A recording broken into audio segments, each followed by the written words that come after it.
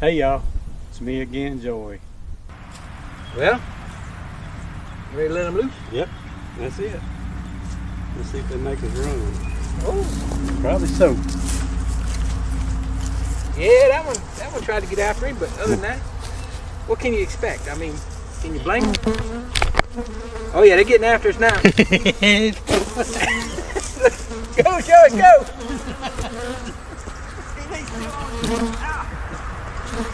Hey man! Hey, man, buddy. I'm gonna get in the truck. You gotta go back and get your camera.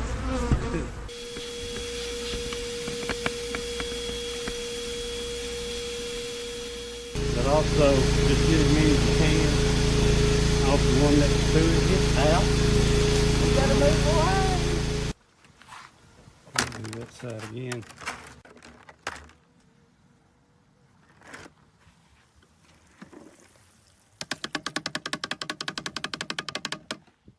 Y'all ready? Let's get started. Well, hello everybody. Glad y'all could show up and be with us tonight.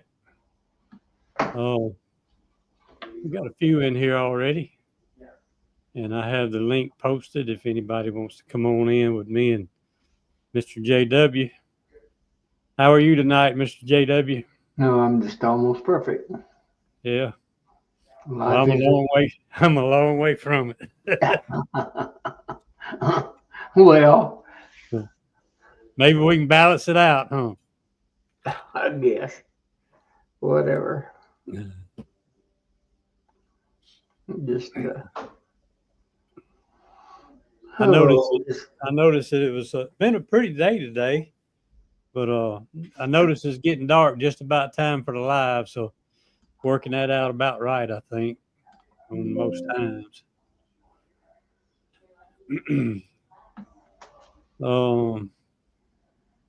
Yeah, we're getting a few coming on in. they don't show up for me as a guest on here. It don't show. It doesn't show that like it does if you're the host. Look at What's there. that? Yeah. There's the old man from the big Calais. What you up to? What's up? I got overheated today. It was hot. Uh-oh. Yeah. So I've been laying low for the last couple hours. They took me a nap on the couch from 3 to 5. I only wanted to lay down for about 20 minutes, but it lasted a little longer than that. Yeah. Yeah. It's really been pleasant around here. We've had really some beautiful weather here the last actually week, 10 days. I see the 19th when I started treating with Apigard.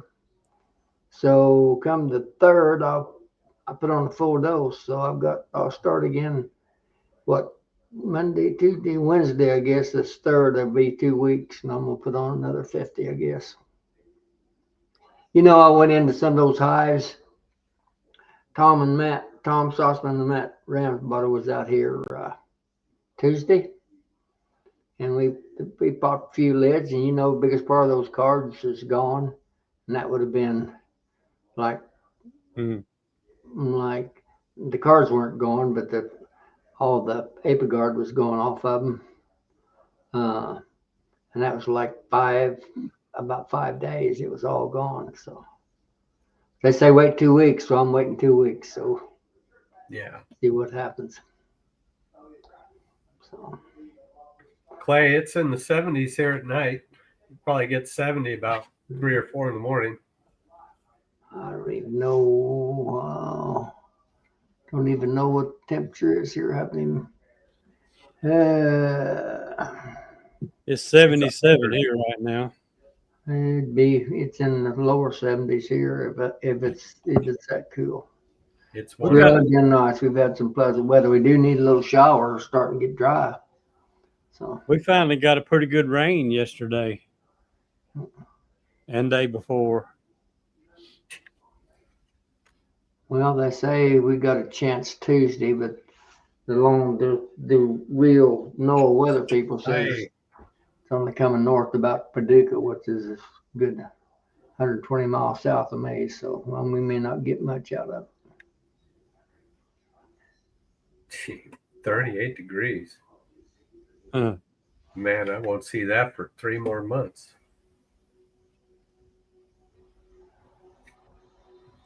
We might see it, we might not. We never know around here. 48, not 38.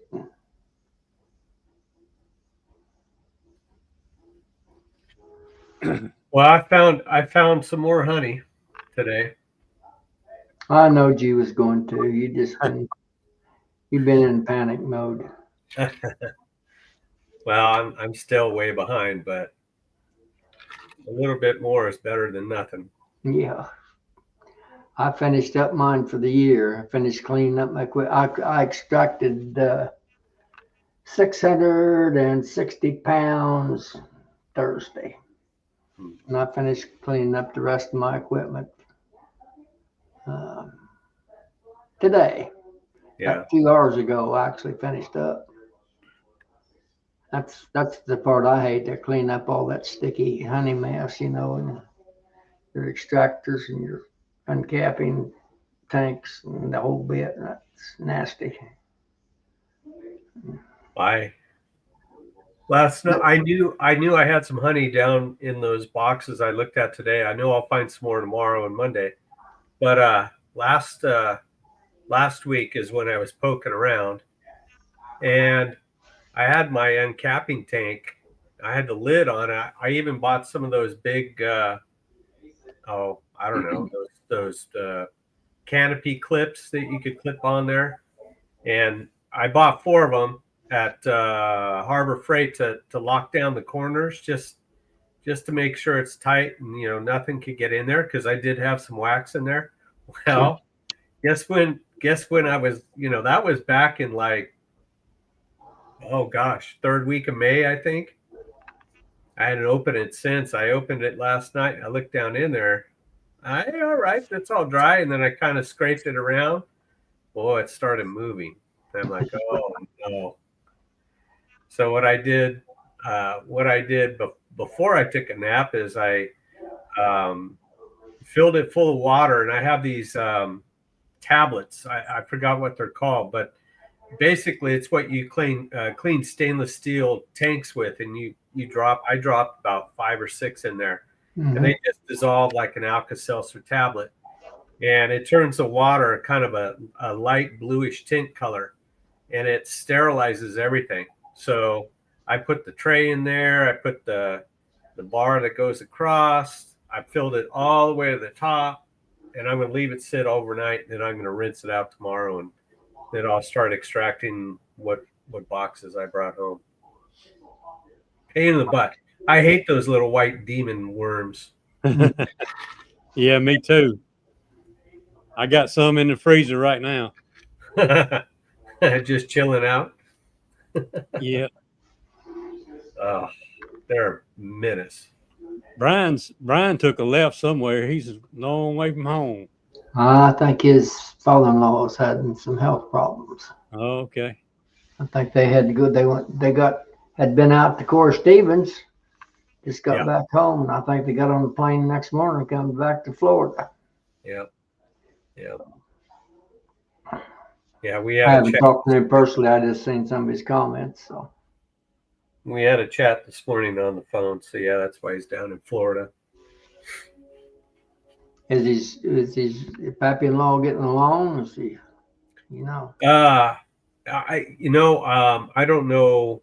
I mean, he just said he's down there because of he's having a fit, or not a fit, but an episode or something. I don't exactly know. I didn't want to pester him about it. Well, I understand that. He's actually tuned in here now. I didn't know, but that's yeah. I see him commenting. Hey, Rick, Mike.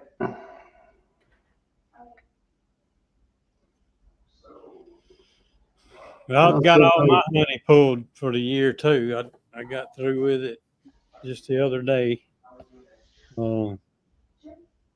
Just a little shy of 1,500 pounds. My little bee yards. Hey, Joey. Hey, You employed the night bot, didn't you? yeah, Yeah, after the other night. yeah. He finally showed up. I've been trying to test this thing. It finally showed up. Yeah, well, that's good. I don't know what all set up on it though. I just kind of left it I, generic. I think everybody that has a live stream should put that thing on there after what It, happened the other night. it may kick us all out. No telling what I Is did. is is that an actual app or program? Is it, Todd? I just assumed Y- somebody was doing that was active in the. Yeah, it's something that Brian was doing over on the stream team thing for a couple years Yeah, now, I and knew I've that. always it kicks everything out that it sees as suspicious, but I don't know how to set it up. I started looking online about it the other night. It's a free service, but they ask you to kick back a little money to the developers, but it is free. No. So, how Joey, how you just applied it, or how did you put it on Yeah, here? you just go to that website or whatever it is and sign in, and you sign in through your YouTube channel. Oh, And they got some stuff that's just defaulted, and you can go through and turn things off. And that one that this went up, I actually added it, but I didn't know if and when it was going to work. But I've seen it twice. I hadn't got a chance to mess with it anymore. But you can put keywords in it and everything, and Yeah, get it to knock certain comments out. yeah. Well, like I said, I think it's a must now. I think those streamers, or those not streamers, the hackers, have nothing better to do, I guess. Well, what's I guess I'm naive to the real world, but what does a hacker actually get out of just the aggravation? Just they just want to Jollies, aggravate. yeah, jollies, whatever. Yeah, Yes. who knows? There's no way that they can. Well, I guess they could steal some of your credit card numbers or something like that. But I understand that part of it. But just to hack to be aggravating, don't Yeah, seem like it would be a lot of fun. yeah. I mean, like I said, it's too bad those guys have nothing better to do. They could probably invent something that would really benefit mankind if they put their minds to it, but they want Yeah. to do that crap. It's probably, it's probably 10, 12, 13-year-olds doing it anyway. You know, I can't Yeah. see an order. Let's just say, JW, I couldn't see a man your age doing that for kicks. That's all I got to say about that. Well, I'd hope that about life doesn't come to that for me, but we'll see.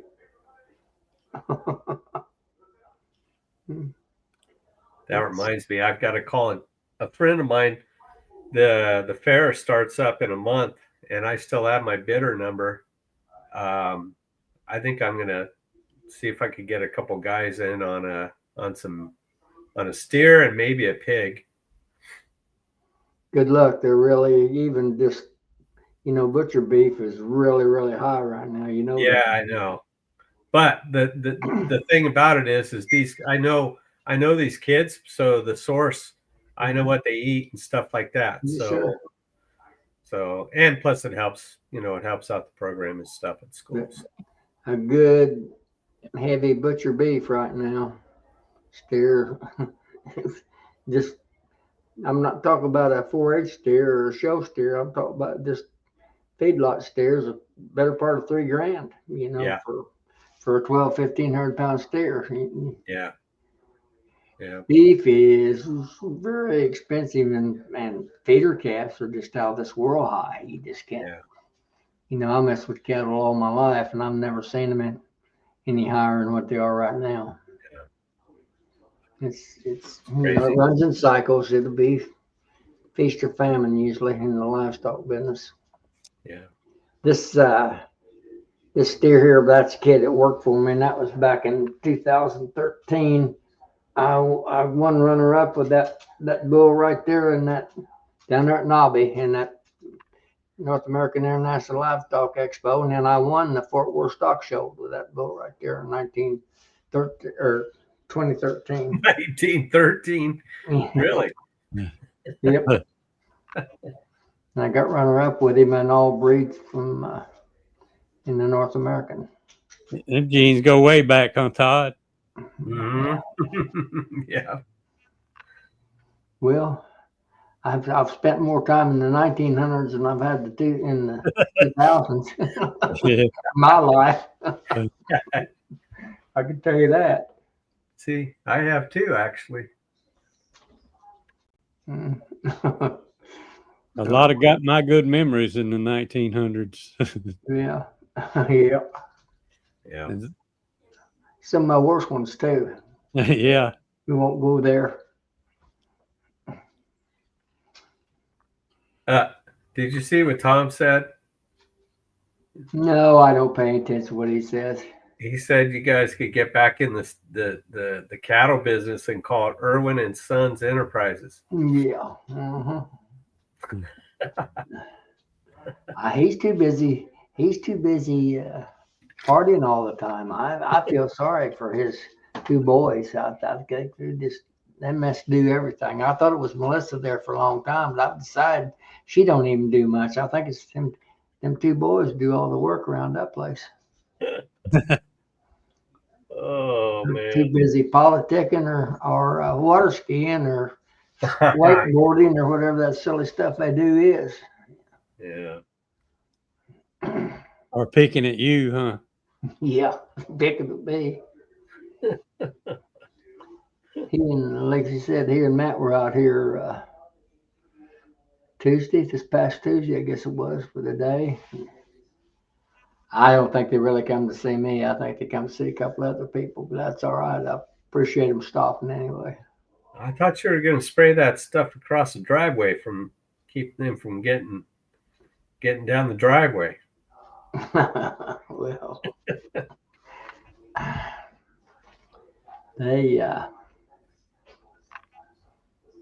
they come out, Matt. They come out to see Charlie Blender, I think, and actually Matt brought some bees out to my place. He brought 4 hives of bees out there. I got them, or I made them set them up. I check them every day. They're doing good. I checked them today and put some feed on them. Yeah. Well, I'm not sure about that. Putting up with you, putting out from him. Mm. He's all right. He just a baby. He's not very old. He's not mature yet.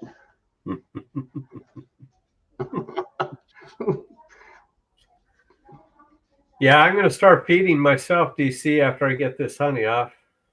The final crop of the year, the blue curl, is at maybe, if it's lucky, it's got 25% bloom on it. So I could forget that. So I'll be sooner than I thought I would be. Our fall bloom is starting. I don't know if we get any nectar out of it. It's getting pretty dry. Goldenrod starting. We got some bone set. We got some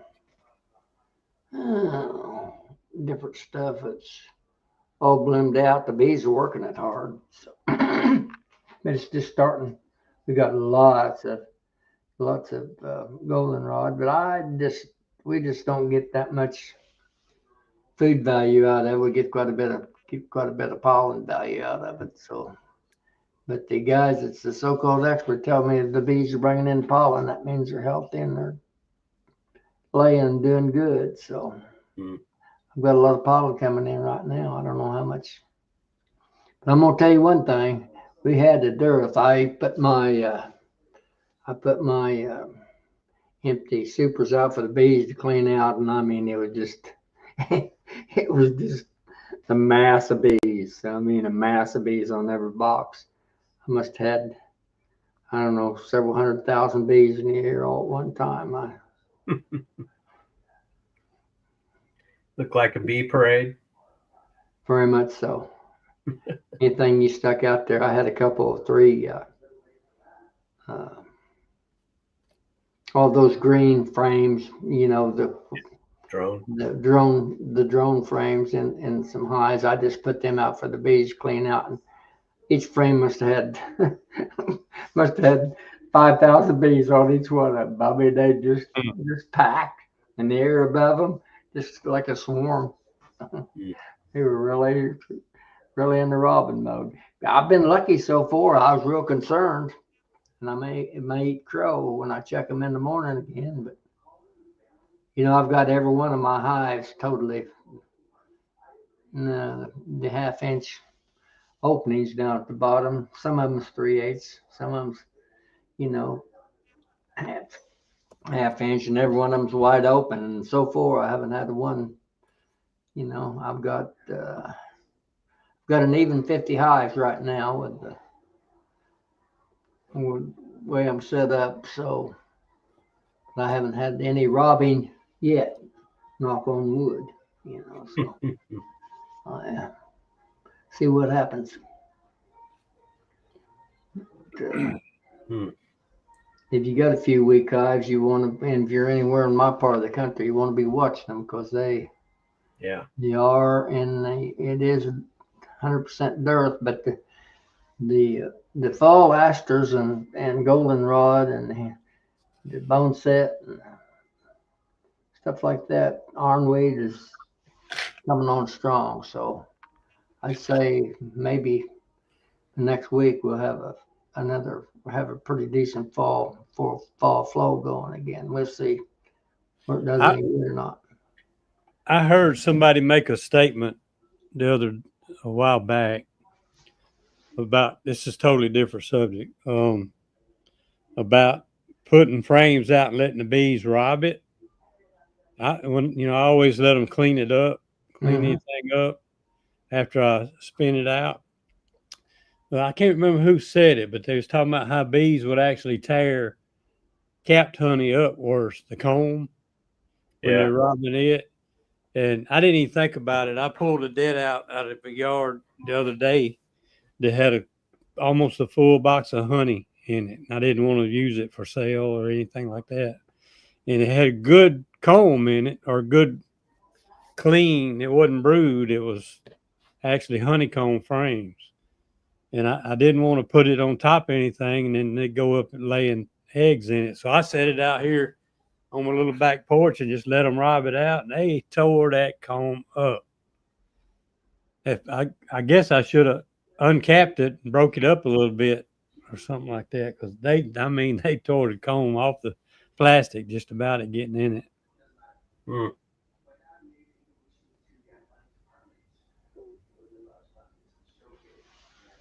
Now, Mr. Hancock, how are you?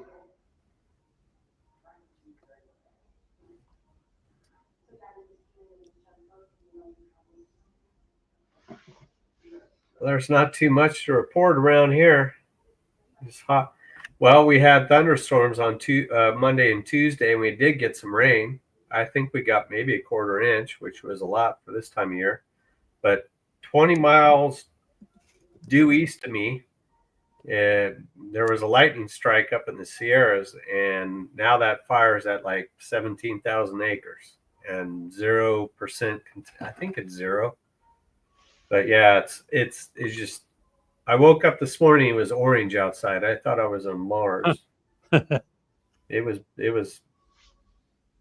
have. It's 18,000 acres. Didn't have ash raining down like we've had in past big fires. Oh, it's at 8% containment. Wow. Okay. But I think I'm right under the flight path for those fire planes when they're full of retardant when they're going to the hills. And there's one plane, I think it's that old C-130. It rattles this house like you wouldn't believe. and it's low too. I mean, they fill that thing to the gills. It's heavy, heavy, heavy. Hey, Brad, and Evening, everybody. it's crazy how smoky it's been around here lately. We There's our finally got rid of radio our smoke. connection. Hey, Bradley, how are you? Mr. JW, me again, Joey. Good to see you. Likewise. Good to be seen. Yeah, I guess that's true. Well, with me, it's not that hard. I'm a pretty How's, big target.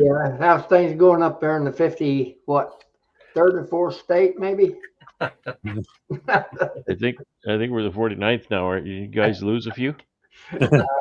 we may lose a bunch of them. All the It's smart good. ones It's roll out. boy, it's been hot here. 33 it was here in my yard today. Guess it doesn't mean much to you 91. three, but 91, yeah. 71 here. Beautiful day, not windy or anything, and bright sun just burns you. Mm. We're just not used to that. It's going to be hot again tomorrow, maybe even hotter.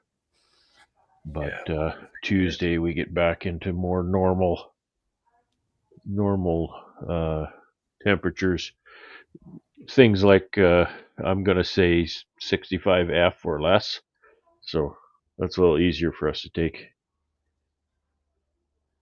Got my honey off. Pulled my honey on Friday.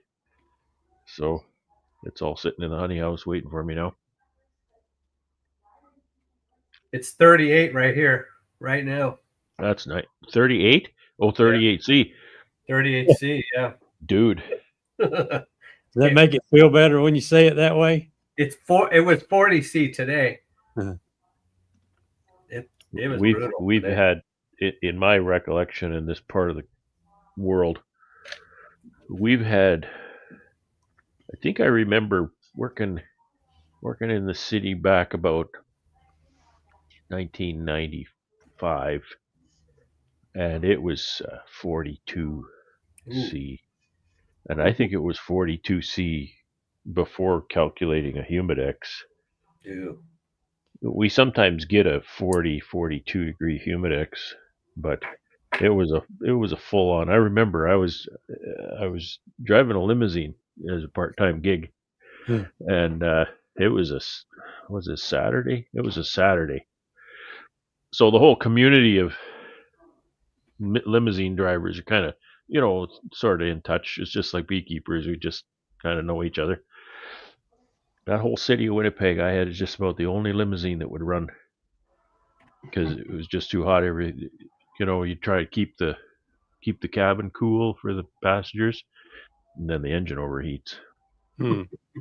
So I had just about the only one that would run because it was Saturday, and because we're all doing weddings, right? So we'll do a couple weddings.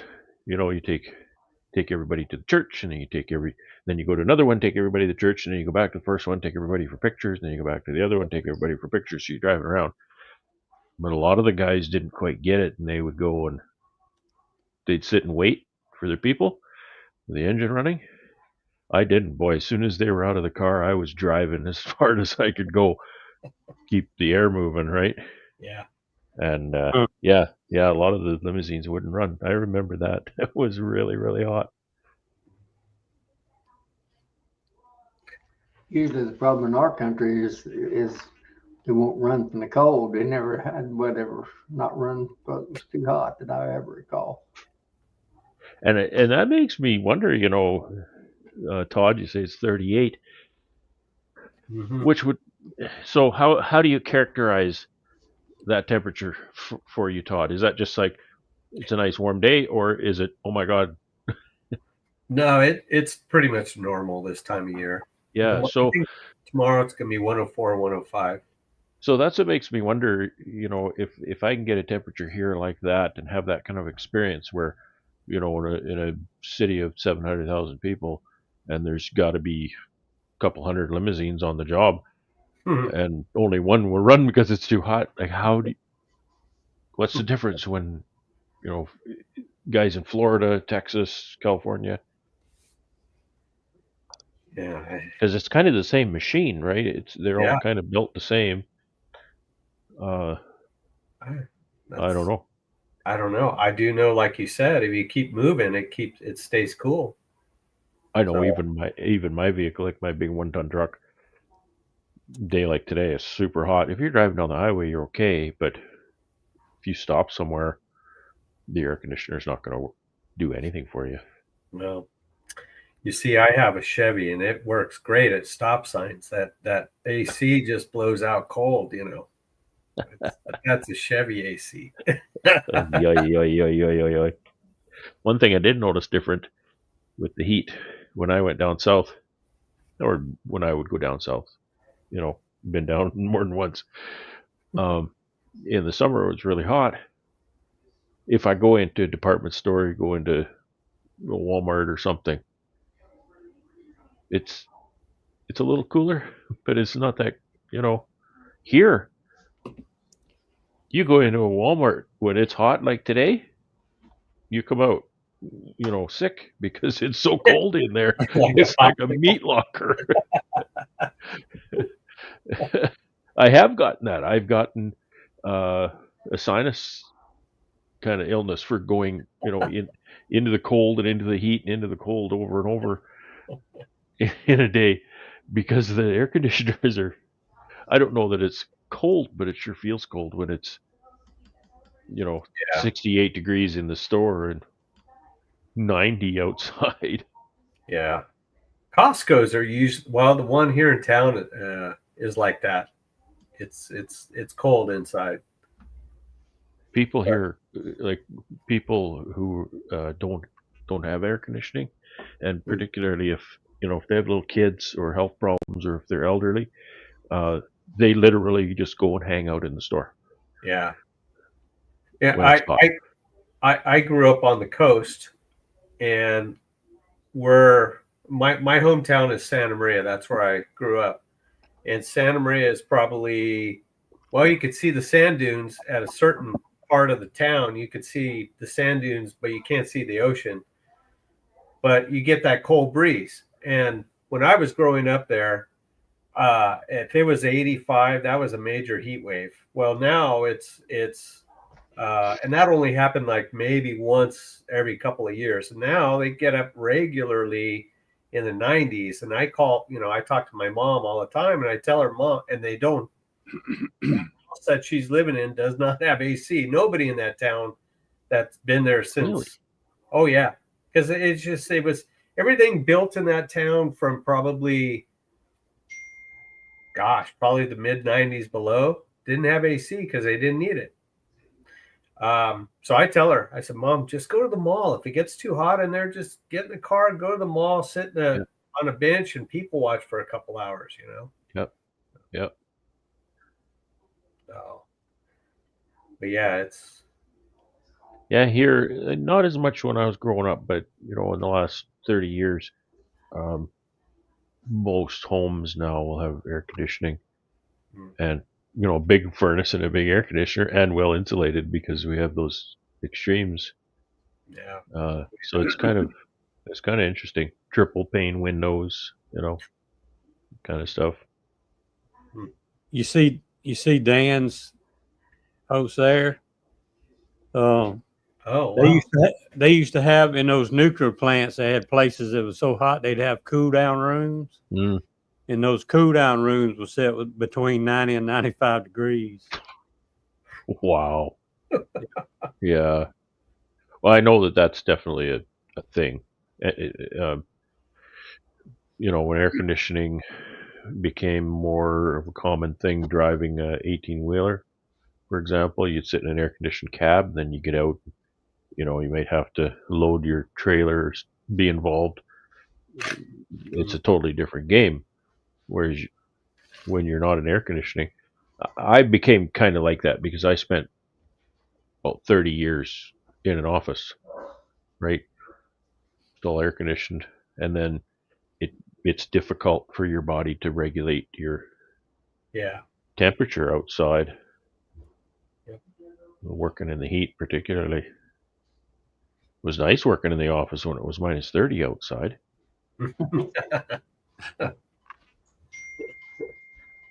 Oh, Unplug my phone and hand it over here, please. Bearding like crazy today. I went out, just looked at the apiary today, and half the bees are outside. wow. Just incredible. Even the poly boxes, every little, those poly boxes I have, the ones that got wax moth eaten up, so that a Yeah. lot of them have holes Uh-oh, Brad, on it. Brad, lost the audio. I think the cat walked over. Boots must have disconnected you. Can you hear me now? Yep. Oh. So every little hole in the box has a beard of bees over top of it. You Oh, can wow. tell where there's a hole big enough for a bee because there's a bunch of bees hanging off the box. Oh, wow. Pretty remarkable. Boy, those little nukes are doing nice. I'm so proud of those. I'm getting 4 more Oliveris queens on Tuesday after work. So on Monday, I'm gonna build. I'm gonna put up 3, 6, 12. What is that? 12 frames of brood above an excluder on a strong colony, and then use that to put in the nukes. But the other nukes I have are doing good too. So I saw your video making splits the other day. yeah, I made 10 that day. Made 2 there and 8 at another place. I had one, harvested the honey, and then, boy, I hate bees in the honey house, but there's always bees in the honey house. And I put all the honey in, I took all the lids off the boxes, and there was one box that's just boiling with bees. I'm thinking, what the heck? Why didn't I leave those in the bee yard? So this morning I went out to bee yard and I got the worst nuke, the one nuke that had the least amount of bees, just kind of depopulated or something. Brought that over. I set it right in the honey house, kind of right on top of the boxes where they're right full of bees, and the box is nearly empty now. They all got the idea. Trucked on into the nuke. So solved 2 problems. Got some bees for my nuke. Yeah, I'm That's a just real worried about bee this. magnet. What's that, Todd? I'm just worried about the heat with because it's going to be 104, 105 the next couple of days, and these nukes that I'm going to make on Tuesday evening, I want to make sure there's a ton of bees in there to keep to let them air condition the place, right? But if there's too many, they're all going to come out, and then they're going to beard on the outside. What's left, I don't know how well that I'll get coverage on brood. So Well, 6 this one is way, this half a is dozen my the other. take on it, though. Coverage on brood is exactly why they are outside, because they don't want to be near the brood. Well, that's true, yeah, because it's hot anyway, so it's gonna. But I just want enough in there to keep the air conditioning going, so they could keep a constant temperature. So Yeah. See, it was interesting. I've killed colonies by locking them in and overheating them, and it just makes me sick to my stomach. But I have observed, and I know I roasted this one colony a few years back, and I noticed when I opened the lid, all of the bees were all dead, but they were all right on the outside. oh, There oh, was no bees in the center. They were yeah, all around the outside of the box. mm, So I took that to mean that they were trying to get away from the brood. yeah, And I don't know what the cause and effect is, because I've been told that sealed brood will create its own heat. mhm. And so I don't know if the bee is trying to get away from the heat that the brood is producing, or if the bee is trying to get away from the brood so that the bee doesn't overheat the brood. I don't know, but it's the same effect. Well, So I think you're fine. I think heat, you're fine. Um, Cold is different, especially open yeah, brood. yeah, Open brood yeah. will chill in the cold, but I think heat, you're just fine. I've had frames. Normally it'll be a drone frame or some drone comb or something. I'll take it out and it'll sit somewhere for a few days, and then the drones start crawling out of it. And it hasn't been in the hive for days. they're pretty robust. I like Roy's idea. I could bring him in the house, you know. Yeah. Could do that. Yeah, I think there'd be questions if I tried that. Yeah. I don't have any, let's just put it this way. I don't have a questioner, so I'm, you know. Yeah, I was thinking that you might get away with it. Yeah, I could. Yeah. Oh man. I've been having a hard time storing my creamed honey because I don't want to get too warm. Mm-hmm. And my honey house is my only air conditioned space. But I've had to do some extracting, so I've had to heat it up in there. Wow. So it's tricky. Yeah, yeah. But it's going to cool down up there pretty quick, isn't it? I mean, it's kind of a hot streak right now. Oh yeah, this is quite unusual. Hmm. Quite unusual. It like I say tomorrow, and then I think on Monday they say warm. So 30, 31 tomorrow, 26 Monday, and then 17 on Tuesday. So Ooh. it's definitely going to cool down. So 17, that's just below room temperature. 17 is 62.6. 62, so yeah. 63. Yeah. So it's, Nice. you know, it's actually would be really nice to work outdoors. Yeah, that's perfect. I have some bee work to do, but I don't want to do it when it's 32. Yeah. The Yeah. bees would beat me up. Yeah. You find your bees are really cranky in the heat, Todd? Yeah. Yeah. They are. Especially when there's nothing to get to, right? So Yeah, that's the problem here too. They cut the hay and everything else has stopped blooming, and yeah, so they're frantic. it's a double whammy. I've noticed that, and we ran into that on Friday. That's why I don't know, if you watched that video, but we pulled honey at the out yard and then at the home yard.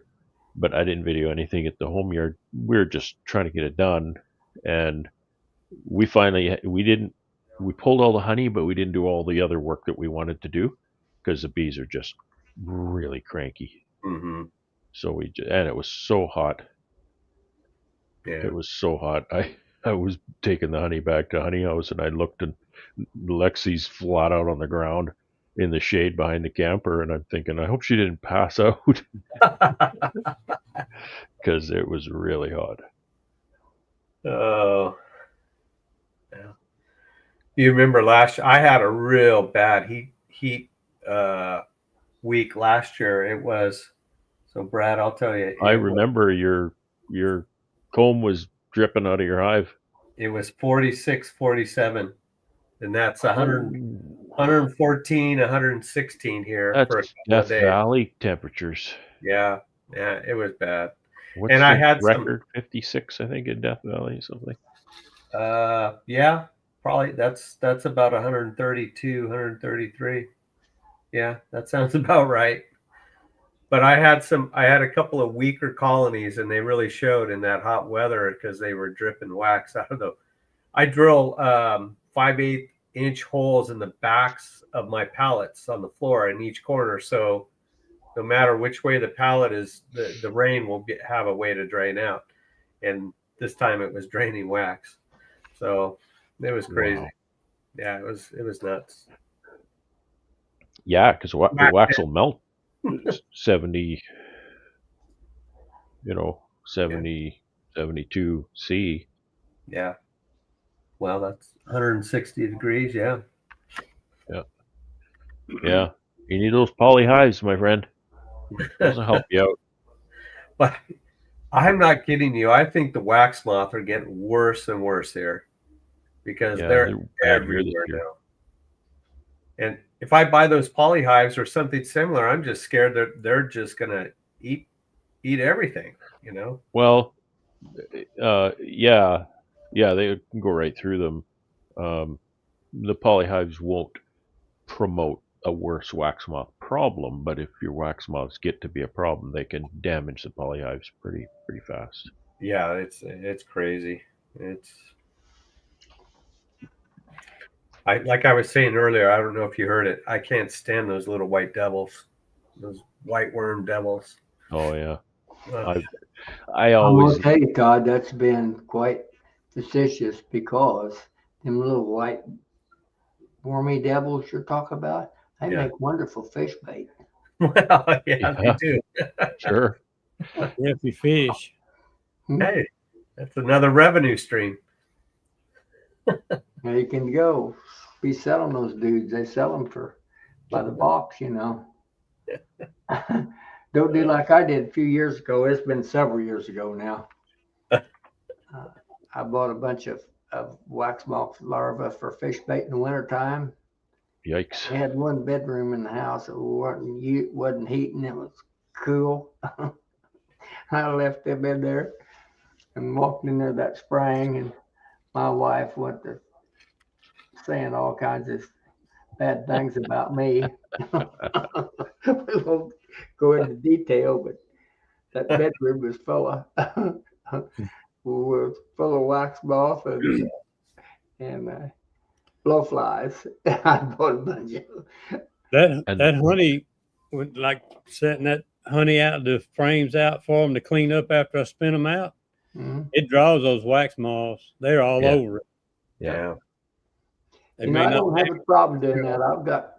I've got about 35 or 40 set out right now that I've extracted, you know, this past Thursday. Mhm. But they pretty well got them cleaned up, I'm telling you. But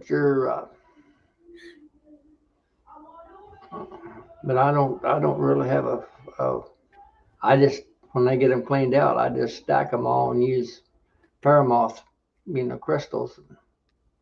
That's the way I'm Yep. knock on wood again. I haven't had a I problem. put some on crystals today.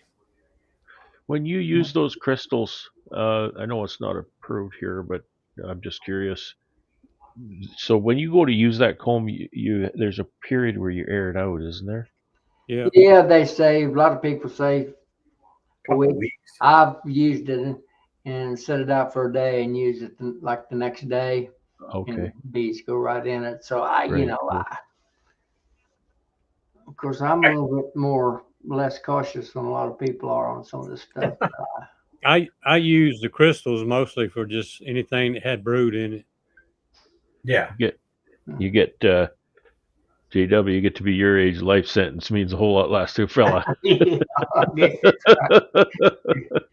I guess that's true. Not that I want to rush it or anything. No, of course not. But I'm just saying.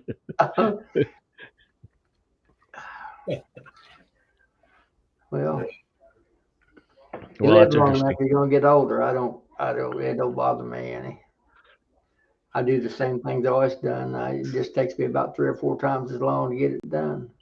Yeah, I'm finding that takes me a lot longer to do things. No. Yeah. Brad, don't you have mothball? Can't you buy mothballs up there? Yeah, it's just not approved for comb. No. Yeah, but you could use it. Well, Do they actually have a law saying you can't use it? I don't know the technicalities of that because I know there's ways around certain things, but um, yeah, it's just not a registered. I was kind of making this point the other day with somebody. Uh, we know that there's certain things allowed in say we'll compare Canada and the USA because I mean we're so similar, but there's certain things that are allowed for treatments in one country and not in the other. For example, when I started keeping bees in 2015, oxalic acid vapor was not a approved thing in the United States, right? It was for us. Hmm.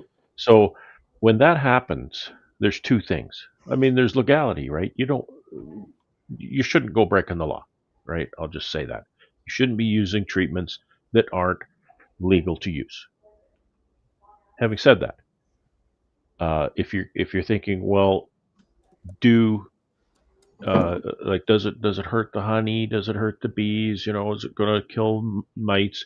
And if you want to talk about oxalic acid vapor, just because it wasn't approved in the United States doesn't mean it's going to kill your bees or it's going to, not going to kill mites or something like that. It's approved in Canada, so that means it works. It doesn't kill the bees. It doesn't cause any environmental catastrophe. All it means is nobody has actually gone ahead and registered it in that jurisdiction, right? So I'm not saying that's permission to go ahead and use an off-label illegal product, but that can answer some questions for a person as to what's going to happen, like what's going to go on. Like, for example, we all know that Formic Pro is uh, allowed to be used with honey supers present. I know that oxalic acid vapor is now allowed in the United States with honey supers present. It's not in Canada. So to me, that says it's not because it's going to destroy the honey. It's because it's not been gone through the process to be allowed, right? Formic Pro, you can use it with honey supers present. I can use formic acid on a dry lock pad. That's not an approved treatment in the United States. Not because it's going to kill the bees or not be effective against mites. It's just because nobody has done the approval process, right? So it just kind of speaks to, you know, what effect does it have on the honey? What effect does it have on the bees? That kind of stuff. And again, I'm not saying that, oh, well, if it's approved in one jurisdiction, go ahead and use it in another. No, I'm not saying that at all. It's against the label. So And I want it's to, just, you know, something I was thinking about the other day. I was thinking, well, it's kind of the case, right? and I want to clarify something. Jay brought it up about mothballs and crystals aren't the same. That's correct. I wasn't saying to Brad to use mothballs, but in a lot of cases, not all cases, if you look at the ingredient on the back of the mothball package, it will say p-dichlorobenzene, Paradichlorobenzene, yeah, is the which chemical. is paramoth. It's the same exact thing. There Right. are other mothballs that's in something, but There's a naphthalene product. correct. Sure, you got Not, the right thing. So yeah, you don't that's use that. the right one. But what I was asking Brad was if he's got the p-dichlorobenzene mothballs, Right. he could take those. I've done it. I bought them from Walmart. I'll Yeah. take a rubber mallet and I'll crush them in the package and use it that way. Oh yeah, yeah. It's the same. Well, we can certainly buy that product, right? It's just not been registered for usage Yeah. in a. Yeah. So is the crystals that you speak of? Is it just a different form factor? It's just kind of a crushed up mothball. Same exact thing, yeah, Yeah, except crushed. Yeah. You know what else is the same thing? Urinal puck. Yeah, that's right. Paradichlorobenzene. Yeah. Yeah, that's all So it is. that's what I meant by that comment. So I'm not telling people to put mothballs on their bees unless it has the p-dichlorobenzene. Paradichlorobenzene. The stuff I see in the store here is called That's correct too. I got a Parazine. bag right here. Parazine is the brand of mothballs that I see in the store here. And that's exactly what it is, paradichlorobenzene. Yeah. And that is the active ingredient in paramoth. So I mean, technically you could use those, but again, is it legal to use them? Yeah, I could use it because it's safe if I follow all of the airing out and stuff, but I can't use it because it's not legal. Yeah. Yep, Let's that's it. see. The mothball crystals are ice crystals. Moth ice crystals. Oh, okay. There you go. P-dichlorobenzene. Can you see that? Yeah. 99.9% of Yeah. it. So, And that's the crystals. And I also got these pretty little fingers. okay. What's show the active ingredient on that package? It's the same. Paradichlorobenzene. Yeah. So Paradichlorobenzene. I mean, you could get that product at Walmart for a tenth of the price that paramoth cost, Yeah. So there's always at least two ways to do things.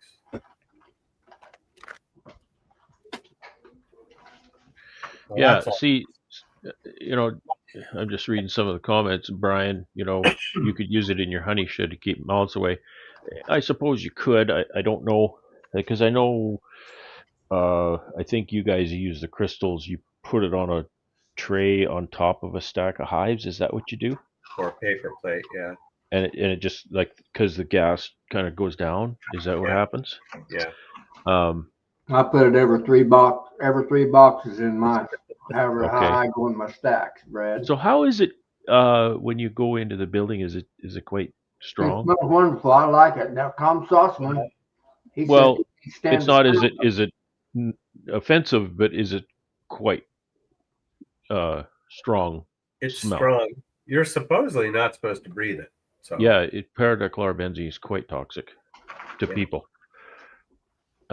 So Dan says, about the cold weather. Yeah, I really have to get to about, early November with no wax moths, and then I'm golden until May, hmm right?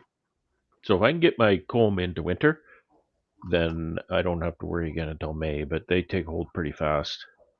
They'll actually pupate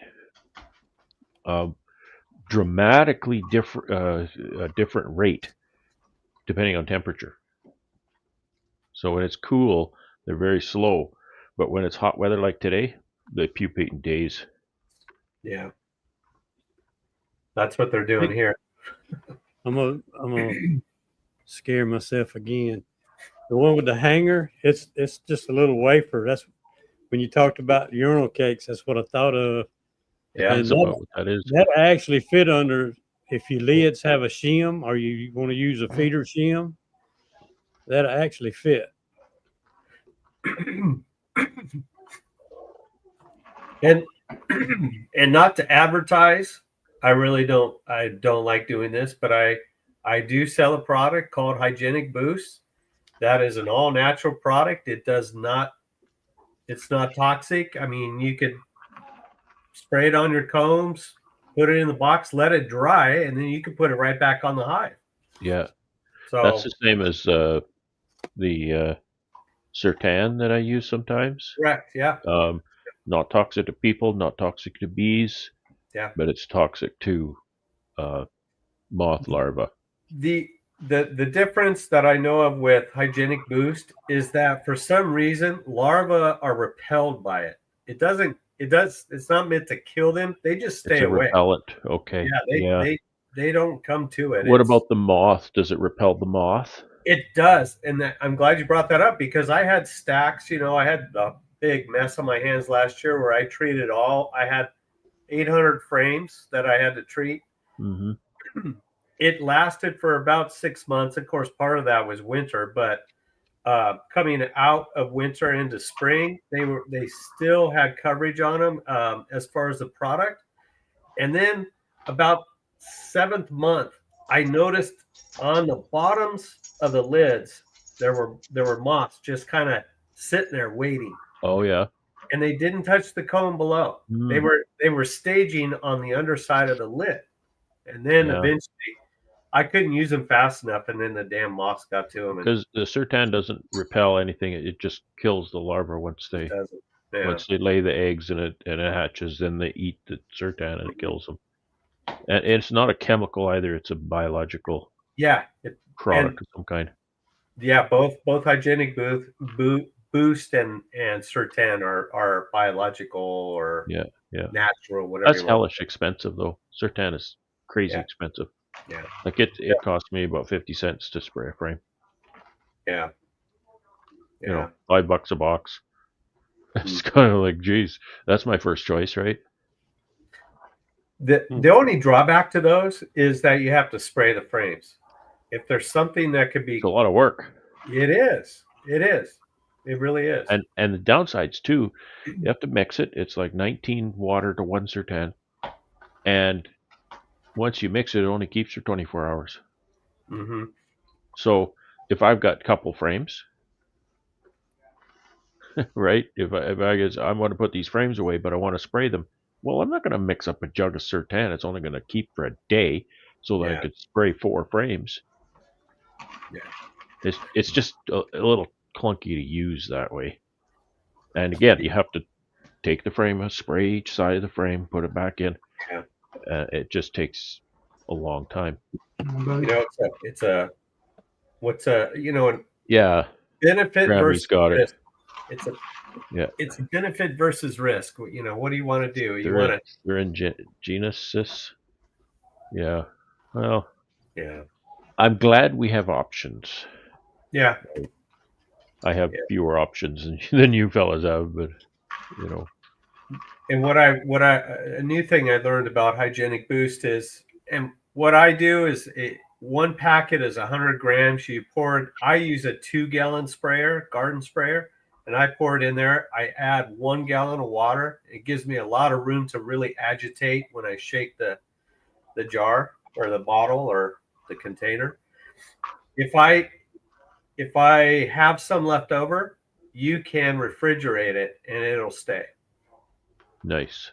So, and then you Yeah. just mix more. Sertan stays room temperature for years. Mm-hmm. But boy, once you mix it, Wow. 24 hours. Better use it. Yeah, use it up. Because you don't want to waste that stuff, boy. It's expensive. Like I forget how many ounces the little bottle is. It's over $200 now. Wow. That's crazy. Jerome Bee Farm actually has a good video on using the crystals or the whatever you want to call it. It's kind of funny. Yeah. He talks about his Okay. background. And I watched him. I think that video the one video I saw was probably a couple years ago. It was older, but it had where he stores his stuff inside, and then he'll tape the seams, and that's what I did. Now I use duct tape. So on painted boxes, it's kind of rough when you want to tear that duct tape off. Yeah. I started using that plastic wrap, and that worked better for me.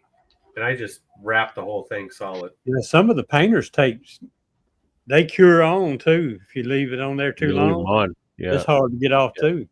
Yeah.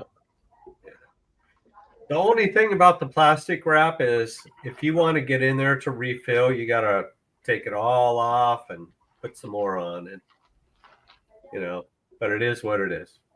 If you want comb, you got to do things. Yeah, everything's going against us, Yeah. You can't even store your equipment and the bugs are going to kill it on you.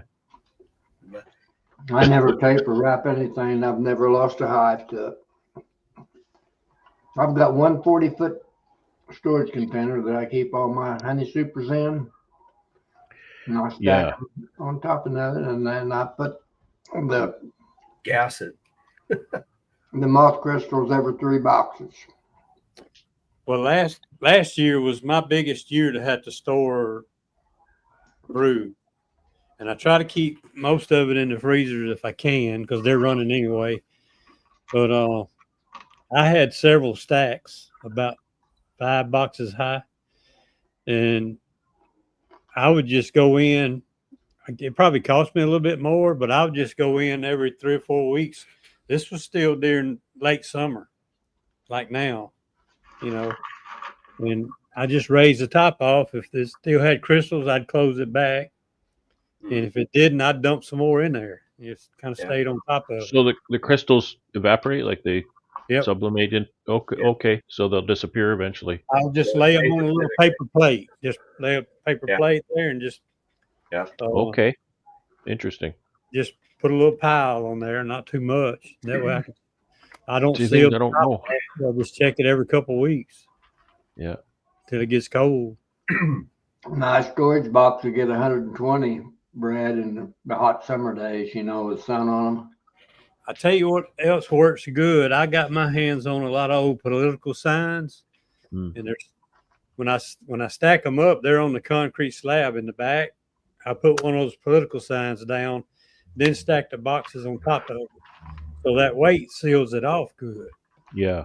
And you can actually do the same thing on top if you wanted to. But, I So don't even. you're locking in that vapor, is what you're saying. Yeah. Yeah. Yeah. Yeah. If you could keep it non-ventilated, it'll last the longest, and that gas will go everywhere. Okay. Or the off gas. It doesn't produce a gas, but you know what I mean. Sublimation. Yeah. Yep. Yeah, there's tricks for everything. It's what's the easiest or what takes the longest is the hard thing to figure. Well, exactly.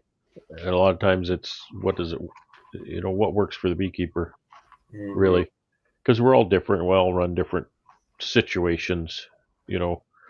Joey's saying, well, put them in the freezer. I've done that. I actually have a big deep freeze that I can put probably, I don't know how many, maybe 4, maybe 6 boxes of comb in there at one time, in the boxes. And sometimes that's what I need. But, typically in a season, I'm storing 300 boxes of comb. So that's a little bit of a different situation. Even to try and rotate them into a freezer, if I tried to do that, that's all I'd do. Yeah. You'd be busy. Guy down the road he sells all kinds of equipment. I think he buys things at auction and sells them off. He's got a little cube van reefer sitting in his backyard, and I go by every time. I think that should be mine. I can just put my comb in there and crank up the reefer every month or so, freeze it solid. Yeah. Oh yeah. Now I had a couple of incidents. It's been a few years now with my swarm traps, 2 that I didn't take down, and I always have one old comb in them. And I finally took them down. It's kind of late, and just set them with the rest of them. And that spring, when I got ready to set them all up again, 2 of them had old brood comb from the year prior in there, never touched by wax moth, and they were still open. Huh. The little entrance reducer thing was still open. Now, somebody told me that it probably had a little smell of the swarm lure that kept them away. But I figured that would be what draws them, so I don't know. I don't know why they didn't bother touching it. I know what happens, but I had never noticed before this year. I had never noticed a wax moth or wax moth larva or pupa in an active beehive until this year. I'd never noticed that before, and I've seen it quite a few times this year. So I think the wax moths are a lot worse this year. Our winter was not as severe, so I think that always kind of increases the critters we put up with the next summer. You got a good cold winter, boy, that gets rid of the critters. Oh yeah. I forgot how deep is your frost line? Some things will still freeze 6 feet down. Okay. If it's a real cold winter, 6 feet will freeze. Wow. Yeah. If you don't want to freeze, you should go 8 feet. And I figure if you're going 6, go 8. Yeah. You're going 6. It's only What's another 2 20 feet? more inches. Yeah. Yeah, it's tricky. Yeah.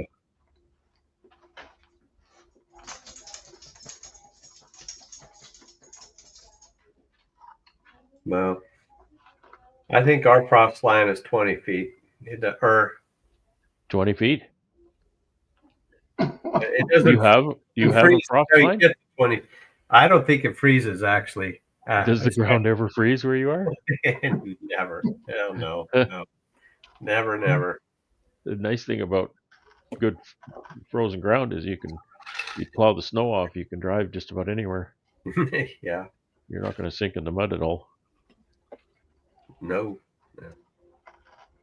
Of course, we don't have mud here because it doesn't rain anymore. So We've been getting rain a little too much. I could have used some rain in June, but oh, I'll cut the grass, and 2 days later I cut the grass again. It's just growing like crazy now, but wow. it's too late. My honey yield was absolutely atrocious. Mine Very too. little. Mine too. So extracting is only going to take me maybe 2-3 days instead of 3 weeks. Mm. I last year I pulled 300 boxes of honey, and this year I pulled 48. Ooh. And I know there's at least a couple of those that are empty, Wow. so it's not going to take me long. Wow. Is what it is, right? Yeah. Yeah. Maybe next year I'll get a good crop. Yeah. That's similar proportion wise to me. Yeah. It's been bad. Yeah. Wow. I've heard a lot around here. It's kind of been bad. So I don't, I don't know what's going on. I Well, had this California question. weather. I had this question started from earlier conversation. Brad's probably the only one that could maybe have a comment about it. Emergency heating blankets to wrap the hive or use on top of inner board to help winter survival. Hmm.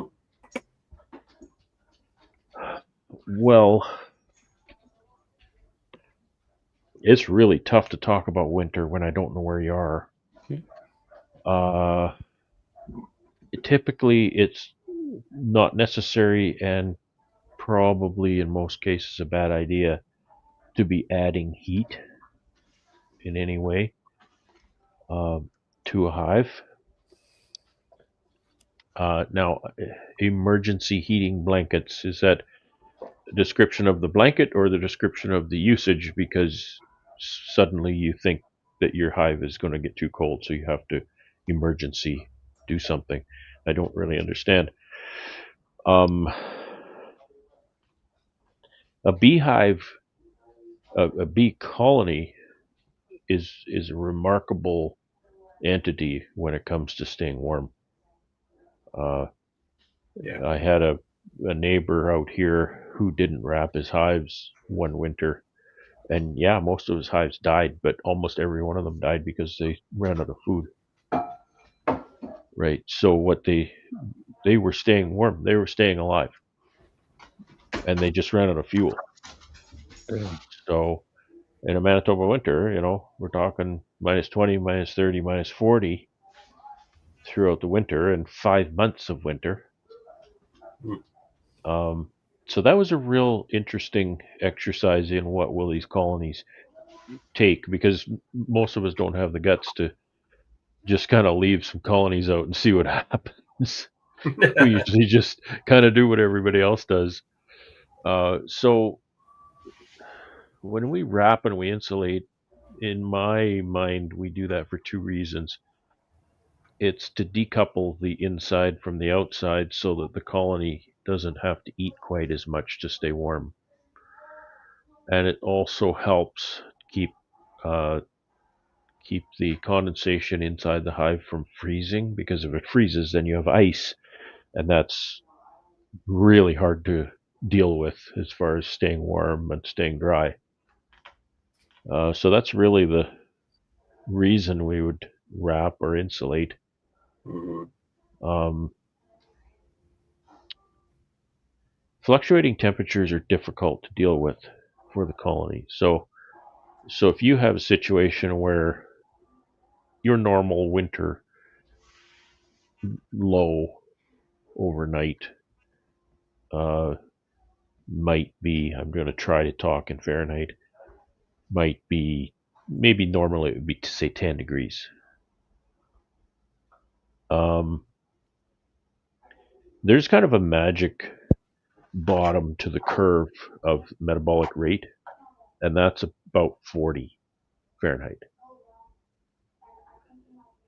So no, I said 10 degrees. I meant, see, I'm thinking in Celsius and trying to talk in Fahrenheit. So if your normal overnight is say 50 Fahrenheit, which is 10. yeah, I said 10. I meant to say 50. Yeah. I'm Uh, looking at your chart here. So if your temperature, you get a really cold spell, and I'll go back to that question here in a minute there, Joey, and your temperature suddenly goes to 25 or 30 Fahrenheit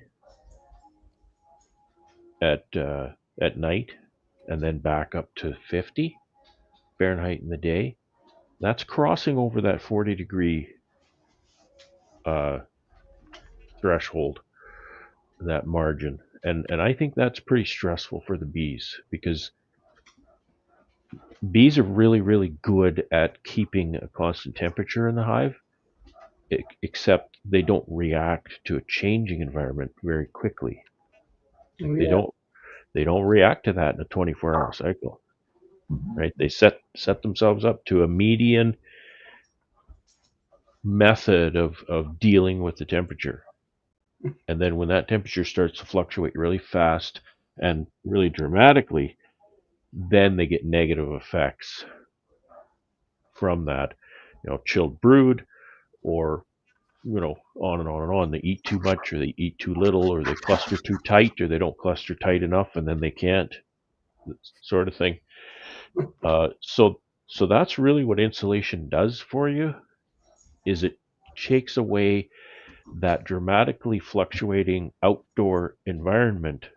It decouples that from the indoor environment of the hive, so that then they can set that hive up and they can just ride out whatever slight fluctuations that they're feeling, because they're on the inside of the insulation. It just kind of removes that. And that's particular. You watch Jim at Vino Farm. This guy figured this out from scratch, and I was so proud of him for figuring that out. Like, he really quite overthought the whole thing, but he figured out what was going on. And one of the things is solar gain. And I believe the idea about solar gain is completely wrong. I don't believe that solar gain is a good thing for your bees.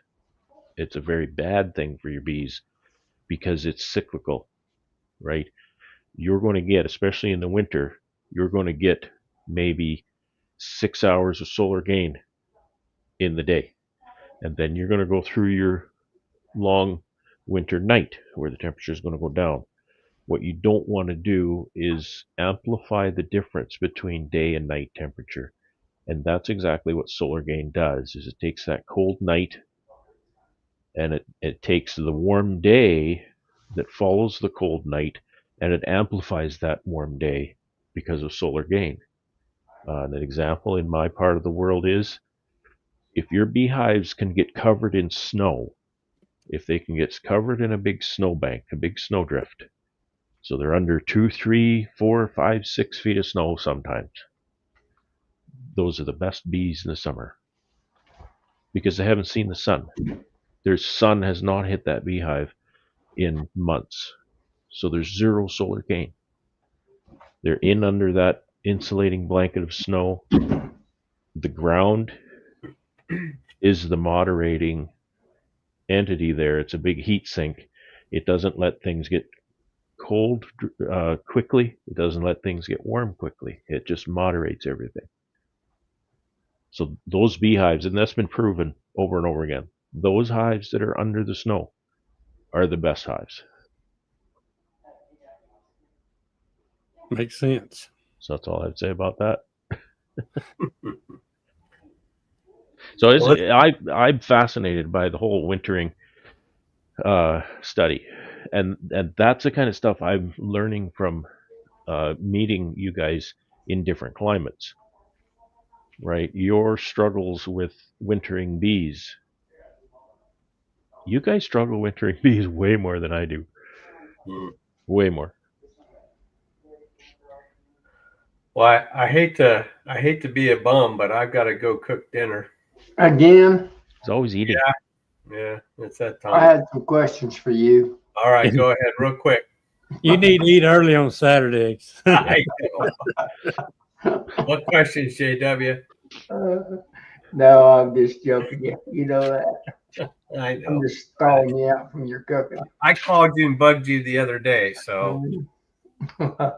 I forgot what it was about now that I think about it. Oh, He's well. trying to learn how to fly or where to fly to or something about flying. Oh, that's right. Yeah. I'm gonna have to fly to Louisville. So, Yeah. all right, gentlemen. Well, everyone have a good Well, weekend. good night, Mr. Nice to President. see you, Todd. All right, appreciate you. See you, Brad. Don't melt. Yeah. See you, Joey. See you, See Mr. you later. Bye bye. This comment right here, Brad. Do you actually get much brooding in the wintertime? I know Mike can't A little. survive. Don't have enough brooding going on. Yeah, very little. And that's because see, your bees fly all winter though, Joey, don't they? Yeah, mine do. Yeah. And that's because my bees don't fly. And because there's a link between Yeah. flight, and I know Lloyd would give me heck for describing it this way, but there is a link between flight and aging. And when the bees stop flying, there's a transition there. When they stop flying in the fall, for me, which is usually, I don't know, could be sometime in October, maybe early November, they're aging like this, and then as soon as they stop flying, they start aging like this. They age very slowly when they're not flying. So that's one of the reasons winter is so much easier. That's why my bees can live for 6 months, because they don't fly. Yeah, they say most of the cause of death for our bees is because their wings tore up. Well, it's a production of juvenile hormone when they're flying, and again, which causes which is, to a beekeeper is irrelevant. But it has to do with juvenile hormone and flight, and so if they're flying, they're dying. I remember asking Lloyd one day. It said, spring comes and it's getting harder to keep my building cool. Should I take my bees out a little bit earlier and let them get flying and let them get, take a poop and get out of the building, or should I keep them in the building another week or two? And he didn't even think about it. He said, keep them in the building because they're not flying. As soon as they hit the wing, then they start to age and they just go downhill. We have a remarkable thing here. It's very easy to observe. We can bring our cluster out of the building, say 1st of April, and for the month of April, that cluster will do this. And then it won't be until 1st of May that they start to do that. So if they're not big enough, they'll bottom out and they'll perish. April dwindle is what we call it, and that's exactly what it is. That's as soon as they start flying, then they start dying. So you need to match the attrition with the brood production. But it takes 3 weeks to get that new bee. Sometimes they'll come out 1st of April with a good little patch of brood in there. It really depends. So that's good because you'll get that turnover, get those new bees on the job before the end of April.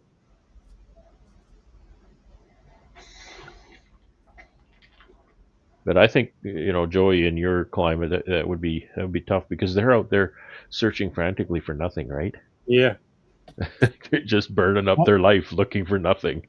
Looking for that last Easter egg. Yeah.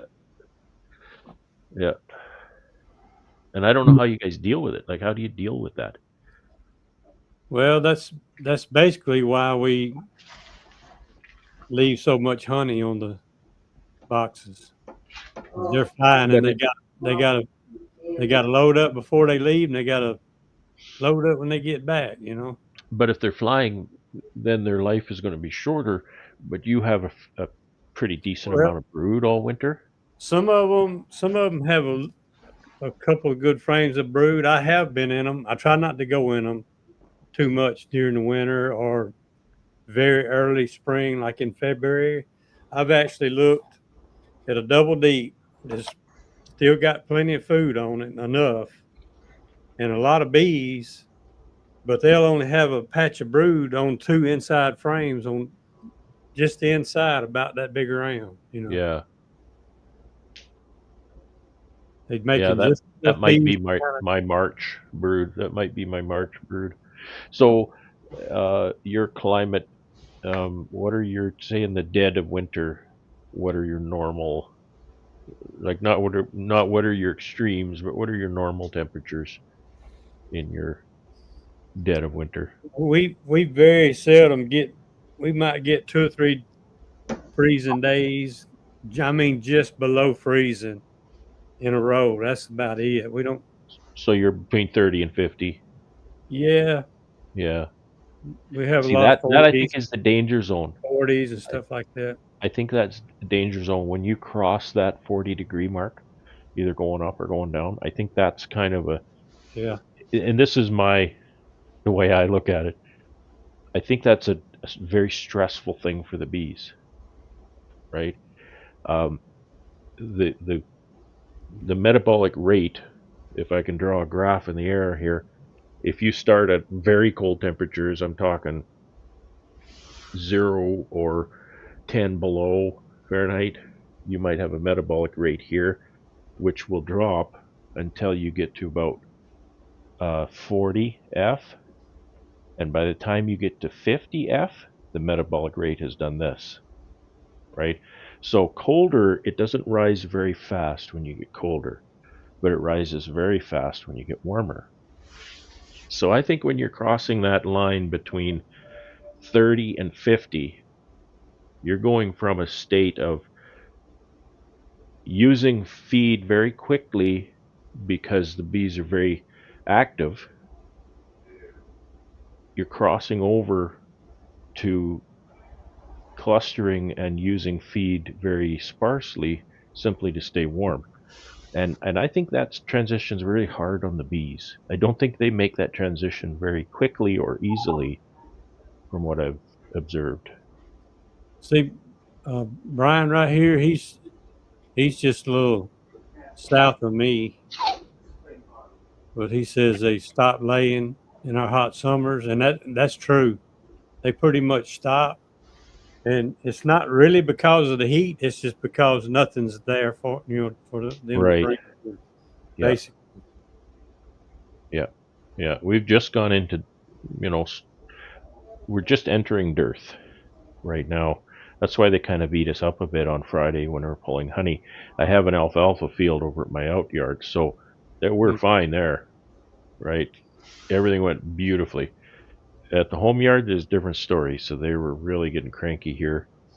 They weren't robbing heavily, so they did have something to forage. I could tell that.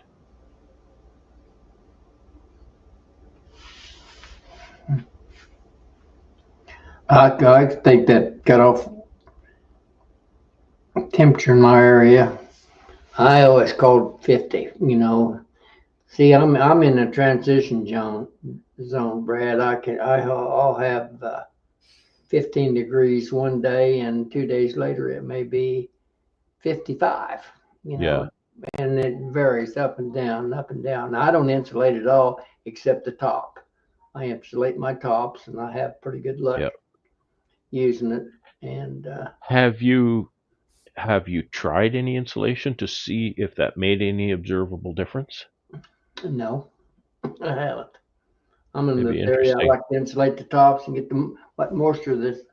What I color? don't What use color ever are your cover, boxes? sir. What color are your boxes? What color? Natural. I wax dip everything just Okay, like behind Joey's shoulder so a there. lot They're like all mine. natural wood Yeah.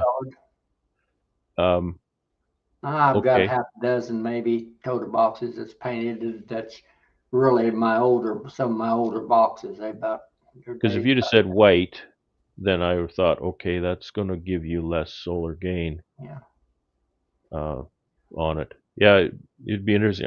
I'd like to keep bees in every climate just to observe Yeah. different things. I've got some of those boxes that I actually put the eco wood on them, and then I wax dip them. And that eco Yeah. wood, some of them, the older they get, the darker they get. Some of them's almost black now, you know, Yeah. a dark brown, so to Well, speak. you can see, like my wax dip boxes. See, this one Yeah, is gray. They'll yeah, tone down eventually to a gray yeah, color. They kind of start more yellow, and then yeah. this one's just a bit older. It's just gray. Now your box is pine. Yeah. Yeah. Yeah. Okay. I've got a few, senior moment cypress, cypress box. Cypress. I was going to say. I was going to say I don't gopher get wood because cypress I anymore. couldn't think of cypress. I was going to say gopher wood. Yeah. You can't hardly get it anymore. And if you can, it's too expensive Yeah. to make boxes out of. Well, the wax dip pine, I think,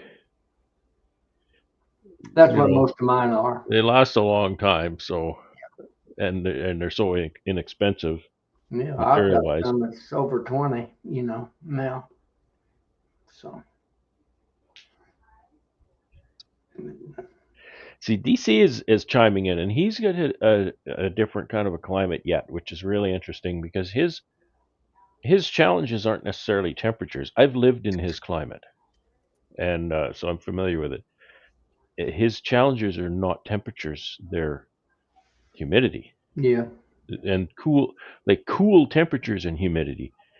I'm saying cool because generally not freezing. Um,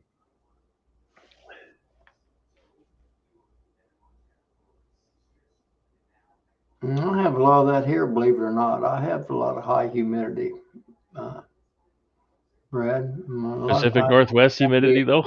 occasionally 90%. So that's I would far rather put up with a cold, a very cold winter like mine than humidity like DC, because cold I can put insulation on cold. Yeah. I don't know what to do with humidity. What do you do? Mm. Live with it. Ventilation is all you can do with humidity, but you have to balance ventilation with feed stores, heat production, insulation, and that's why I think there's no magic. There's no one solution because your solution needs to match your climate. Because insulation, feed stores, feed use, and ventilation all have to stay in balance. And the problem is there's far too many variables. Cluster size. Maybe you have some Caucasian queens and some Italian queens. They're not going to go through winter the same. No, by no And means. then you have not only climate differences, but you have weather differences. So my climate, my climate is the same every year, but my weather is not, right? So that's a big variable is there as well. So I just have to, okay, what do I think it's going to be like, and then set them up best I can that way.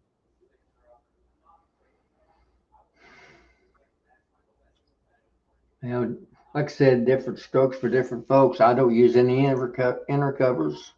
I use my insulation as I insulate. I make candy boards, and I put inch insulation on my candy boards when I make them. And other than that, I don't ventilate anything. I've got a lot of humidity problems here, believe it or not. Candy boards can be a desiccant too, can't they? Yeah, They absorb a lot of moisture. yeah. Yeah.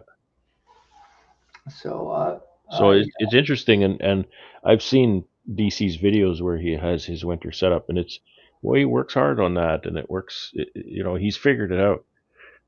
Shelter keeps the exterior of the boxes about 4 to 6 degrees warmer, and that dries that air out a bit. Then the ventilation to allow them to pull that drier air into the box to dry it out faster. That's genius. I think that's genius.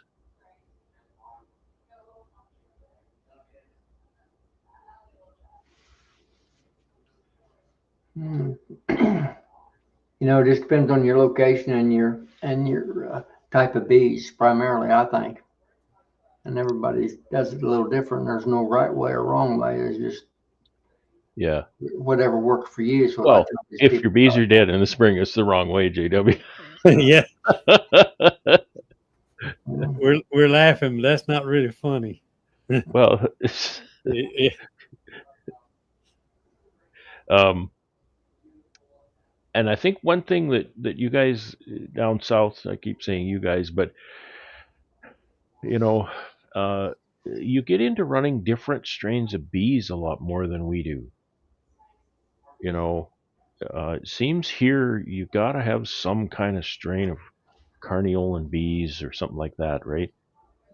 They winter well. Not all strains of bees winter as well as others, and so I think that kind of reduces our variety for strains of bees. well, frankly, I don't like in my area. I don't like Italians because of they overbrood. Overpopulate, in my opinion. They're too and they eat too much feed. I prefer carnies and Caucasians primarily. Yeah, that's primarily one of the carniolan traits that we use is they're thrifty on feed. Yeah. They're extremely. It's remarkable how little they eat. It's incredible. yeah. I would like to get started with some of them, especially after watching Bob Benny's channel. Yeah, I would actually have to buy mated queens to get there because they would just go back to whatever's out here. right, right. You should have access to that, don't you, Joy? To Bob Benny's, Would you have access to some carniolan mated I queens? probably could. We get those out of California here. You get them. You can get them from Lappy's here. Not they'll ship to you overnight. Joey, I have good luck with them. Yeah. Lappy's Bee Supply in Iowa, and they're reasonable for what they are. And you buy over three at a time, it's free shipping. So I use them on when I don't have bees available. Where do those come out of, Joy or JW? So Iowa. You said Iowa? Iowa. yeah, Okay. Yeah. Lappy's, Lappes, Lappy's Bee Supply. Good people, family operation. Yeah. I like Iowa. So Iowa's a lot like Saskatchewan. well, I'd say Saskatchewan's a little flatter than most of Iowa. Iowa's pretty rolling. So. Well, I'm from the Red River Valley. Nothing's as flat as Red River Valley. Yeah, I know. Yeah, that's true. But Nobody from Red River Valley should make fun of Saskatchewan for being flat. yeah, Saskatchewan's not actually flat. It's just that there's not as many trees, so you can see a long way, and it kind of yeah, seems flat. that's true. Yeah, you get off some of them coulees and stuff. It's Red River Valley looks is flat, and you go off of them coulees. It's not flat. like literally, we don't know what hills are here. Mm, It's just crazy. yeah, yeah. I never seen too many hills anywhere, and or I ever was in Manitoba. Well, There's just not many hills there. Lang Ruth, there's not.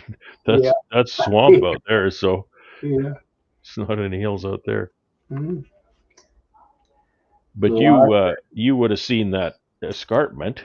I don't know if you were out that far west, but west of there is that Manitoba escarpment. Do you recall that, JW? uh, not familiar at all. Well, that's a line that goes down through the province, and it's quite an elevation change. Okay. Certainly for the prairies, it's quite an elevation change. And that's the escarpment that Ian talks about on his videos. He's right, like he's literally On it. on the top and the bottom of that escarpment. So his weather is different Yeah. from the top to the bottom of that escarpment. When I was out there this summer, we were having a lot of smoke and whatnot, and we worked a couple of bee yards that were at the bottom, and so there was smoke. It wasn't real thick that day, but you could see it in the distance. But when we went back to the farm up on top, no smoke. It was clear. So it's remarkably different from top to the bottom. Hello, everyone. There's Terry. Hey, How you guys doing? Doing okay. How are you? Good, good.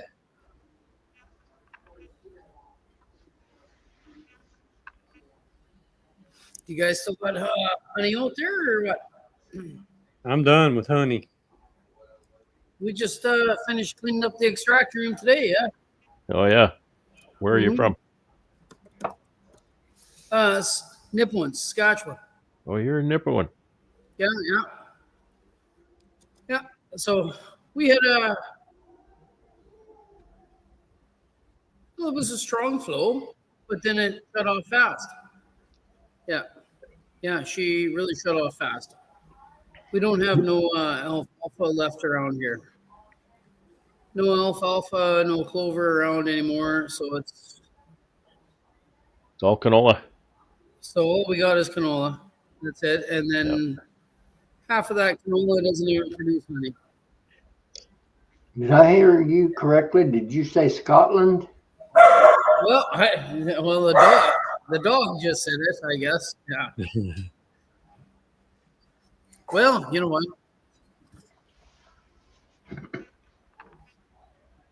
What's your weather like?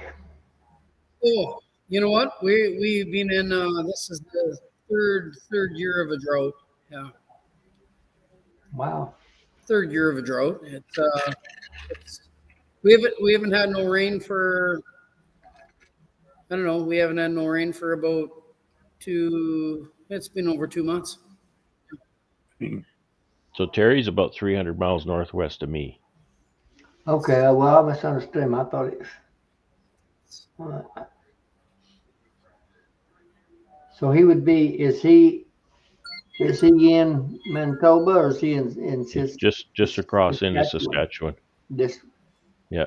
bee, And he's got a basically bee straight crawling north on of, his camera. Where would he be compared to Doug again? He'd be north of Doug a couple hundred miles? Quite a ways north of Doug. Yeah, a couple hundred miles probably. I got you. Yeah. Yeah, but I didn't hear where about the same, like not far in Saskatchewan. Yeah. Nipawin's not that far in Saskatchewan. You would think that you guys that actually are I don't know, an offspring of England. Do you guys know? We're us real Americans could understand what she was saying. he talked too fast. Yeah, we Canadians talk fast. See, that's okay because when I watch videos, you fellas down south, I watch your videos. I can run You them at guys know 1.25, 1.5 speed. Tim Wendell. It's all good. Yeah, You I know know Tim. him? I know Tim. Manitoba there, Tim Wendell. Yeah. Yeah, Tim. and Okay, Yeah. well, I know him. And then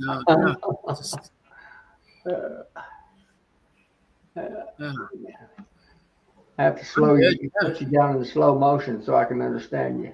Yeah. I just Yeah, you know so what? This is the first time I joined up with anything like this, so I was just like, Yeah. whatever. Well, we'll come back. We'll learn from you. Maybe we're kind of new at this game.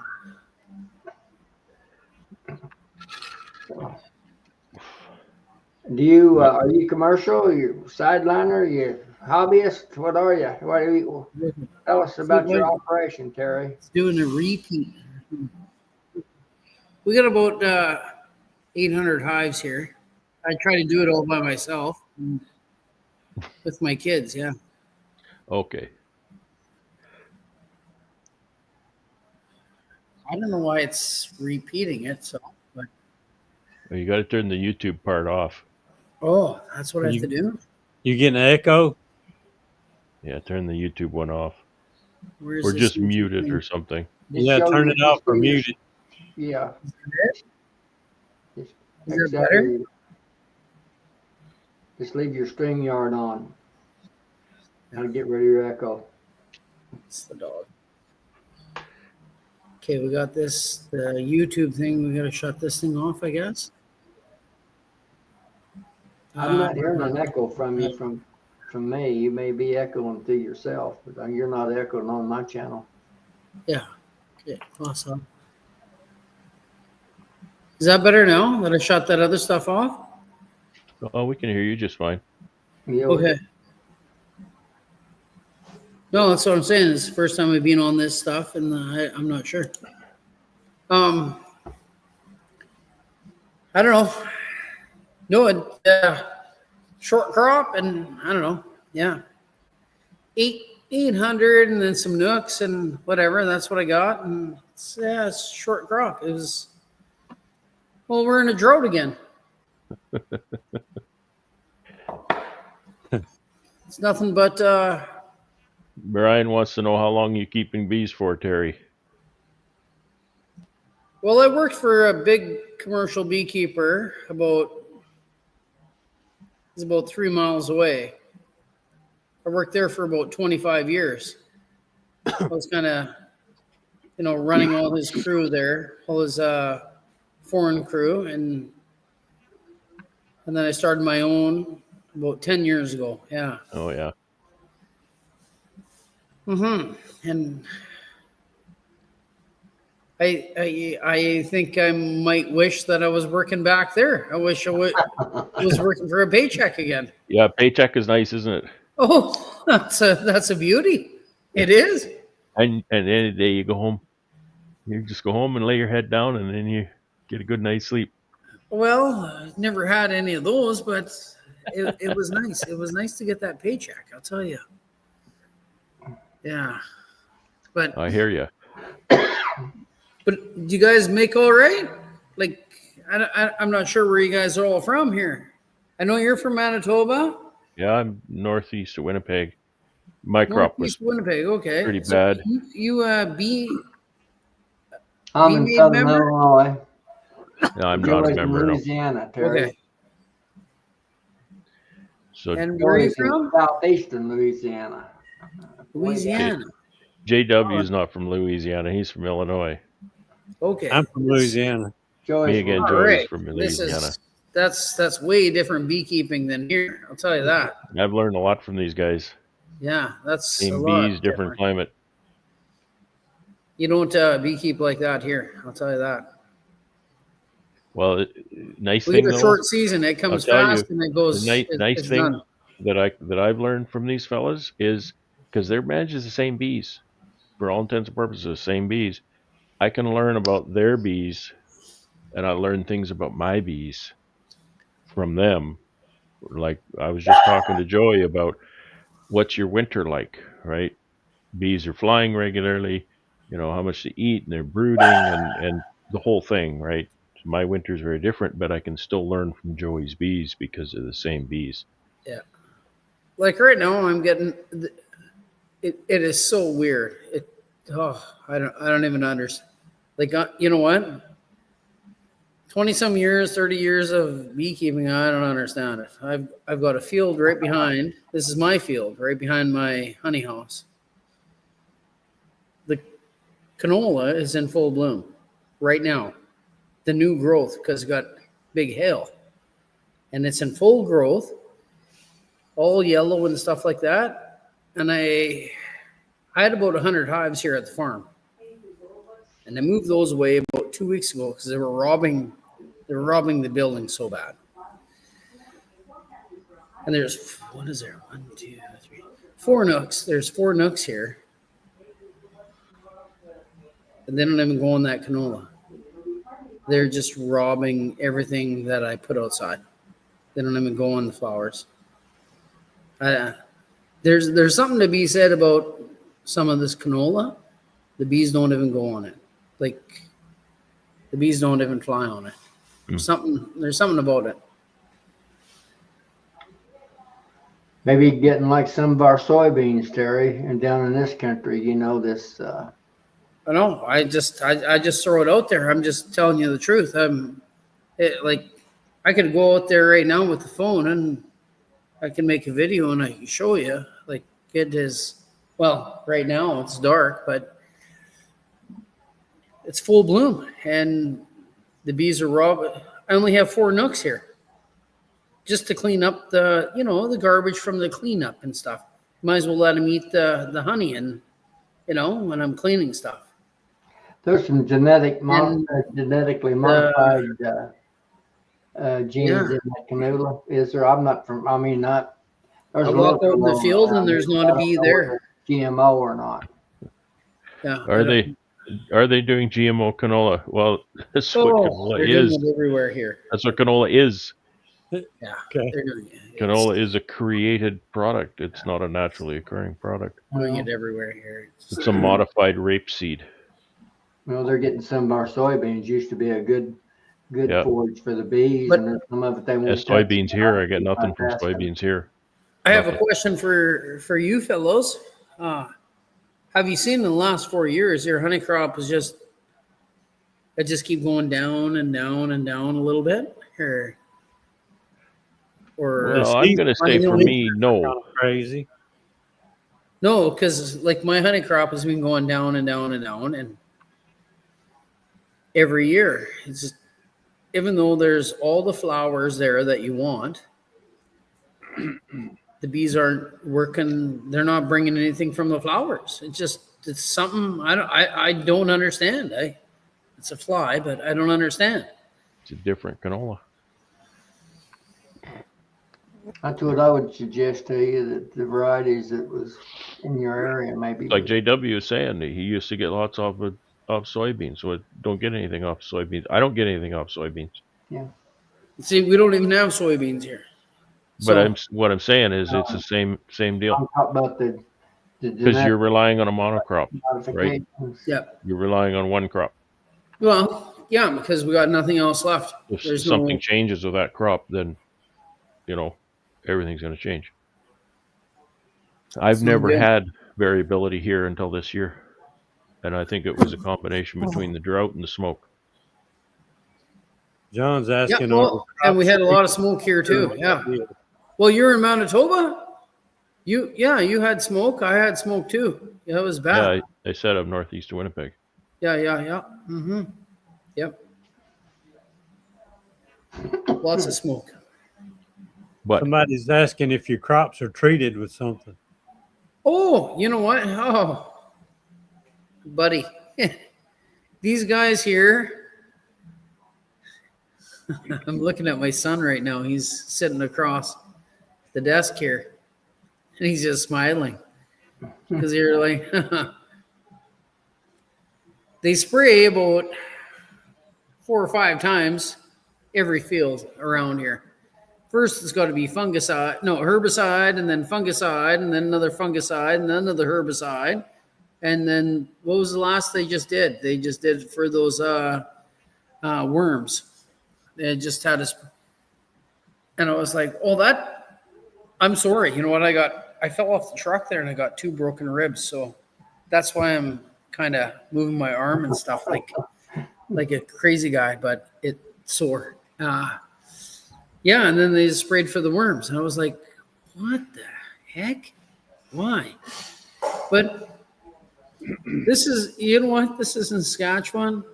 So I guess the farmers need to protect their crop too.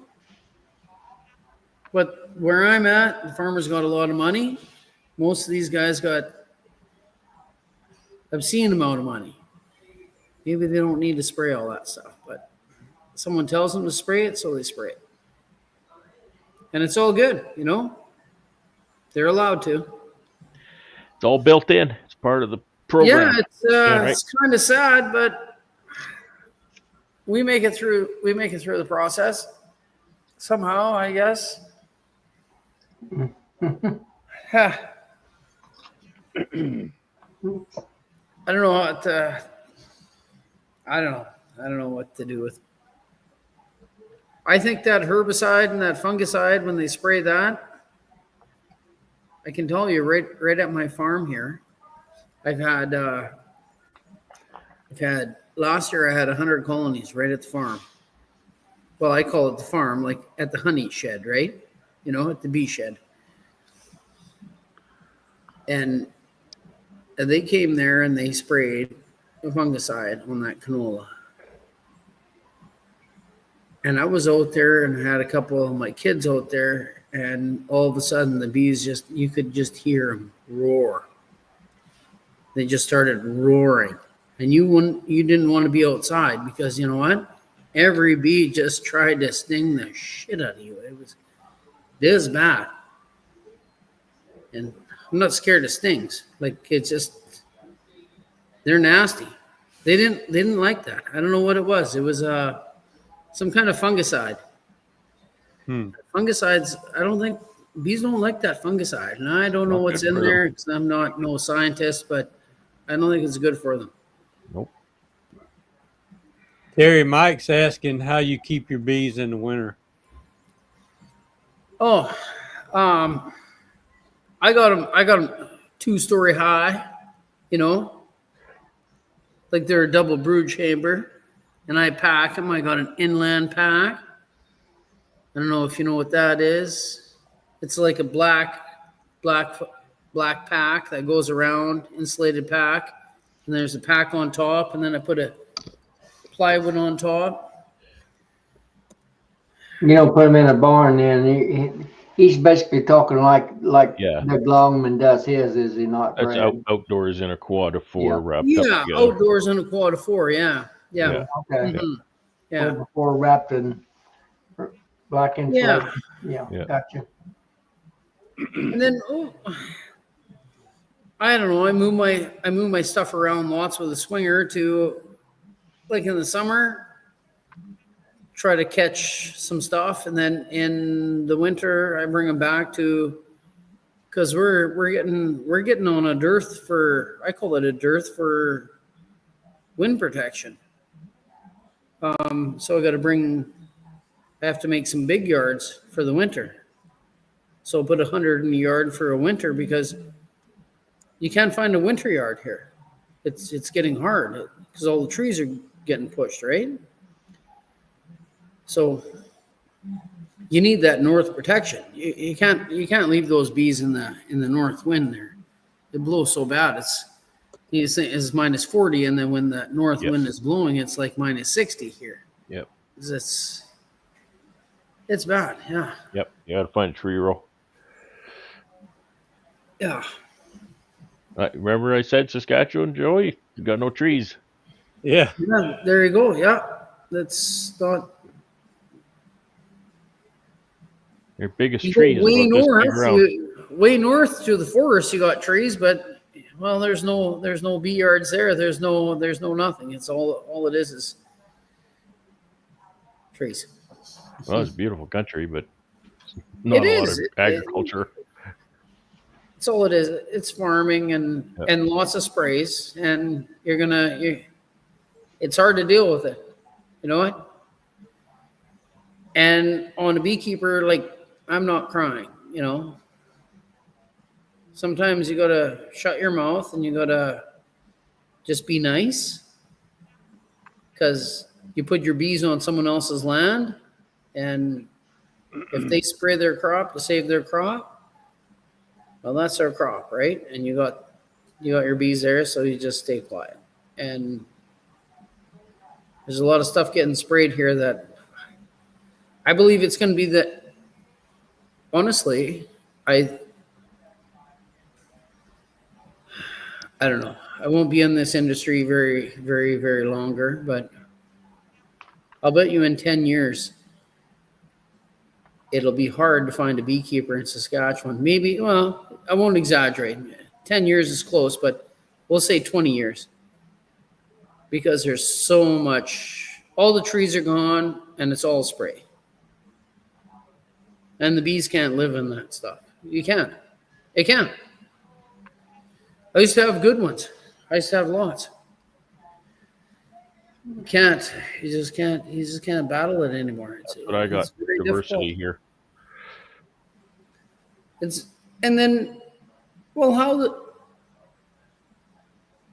okay, I don't know. Do you guys talk about? Well, it's like your human body, right? You can't eat a pickle every day and think you're going to feel good, right? So how is a bee gonna survive on canola pollen for its lifetime? That's all they got here, because there's no the RMs around here. I don't know if do you guys know what the RMs are? What they're you know the you know You guys down south might call it a county. okay, the county, okay, whatever. They spray the ditches here. So you got there's nothing growing in the ditches here. And then everyone else is spraying every other weed possible. So we got there's nothing. There's no dandelions, like there's no nothing. The only pollen they get is, well, from canola. And you can't live just on canola. The bees they're suffering bad. Yeah, it's not a good scenario here, but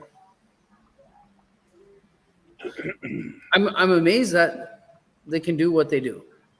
I am totally amazed that they do something. Yeah.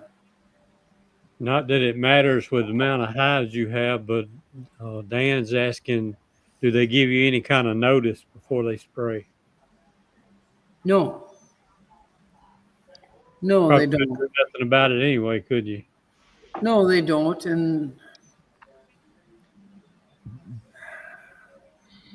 you know what? I have a couple farmers that they're pretty good guys, and then they call and they say, "Hey, you know what, Terry? We got to spray for this." And I said, "Well, they're stacked up 6 high. How am I going to move those tonight? Yeah. Because they're spraying Yeah, you tomorrow can't move morning. that. Yeah. How am I going to move them? How am I going to move them tonight? It's 32 degrees. I have to go at 2 in the morning, and then everyone's coming to extract at 7 in the morning. And move those bees. The swinger won't even lift them 7 high. Yep. You get a pellet of 4, and they're 7 high each. The swinger lifts 1,600 pounds. It's barely will lift it. Well, you'll break the pallet, and you're at dark. No, it's not good. You just do more damage than sometimes just the grace of God. You just leave it and you pray to God, and you're like, I hope good things happen sometimes, right? Mm-hmm. Yeah, but it's, you know what, it's all working out. It's just, I was just trying to figure, like, how you guys are making out. Like at different places, I haven't talked to anyone from different places really. It's just Tim Windle and not too many other people.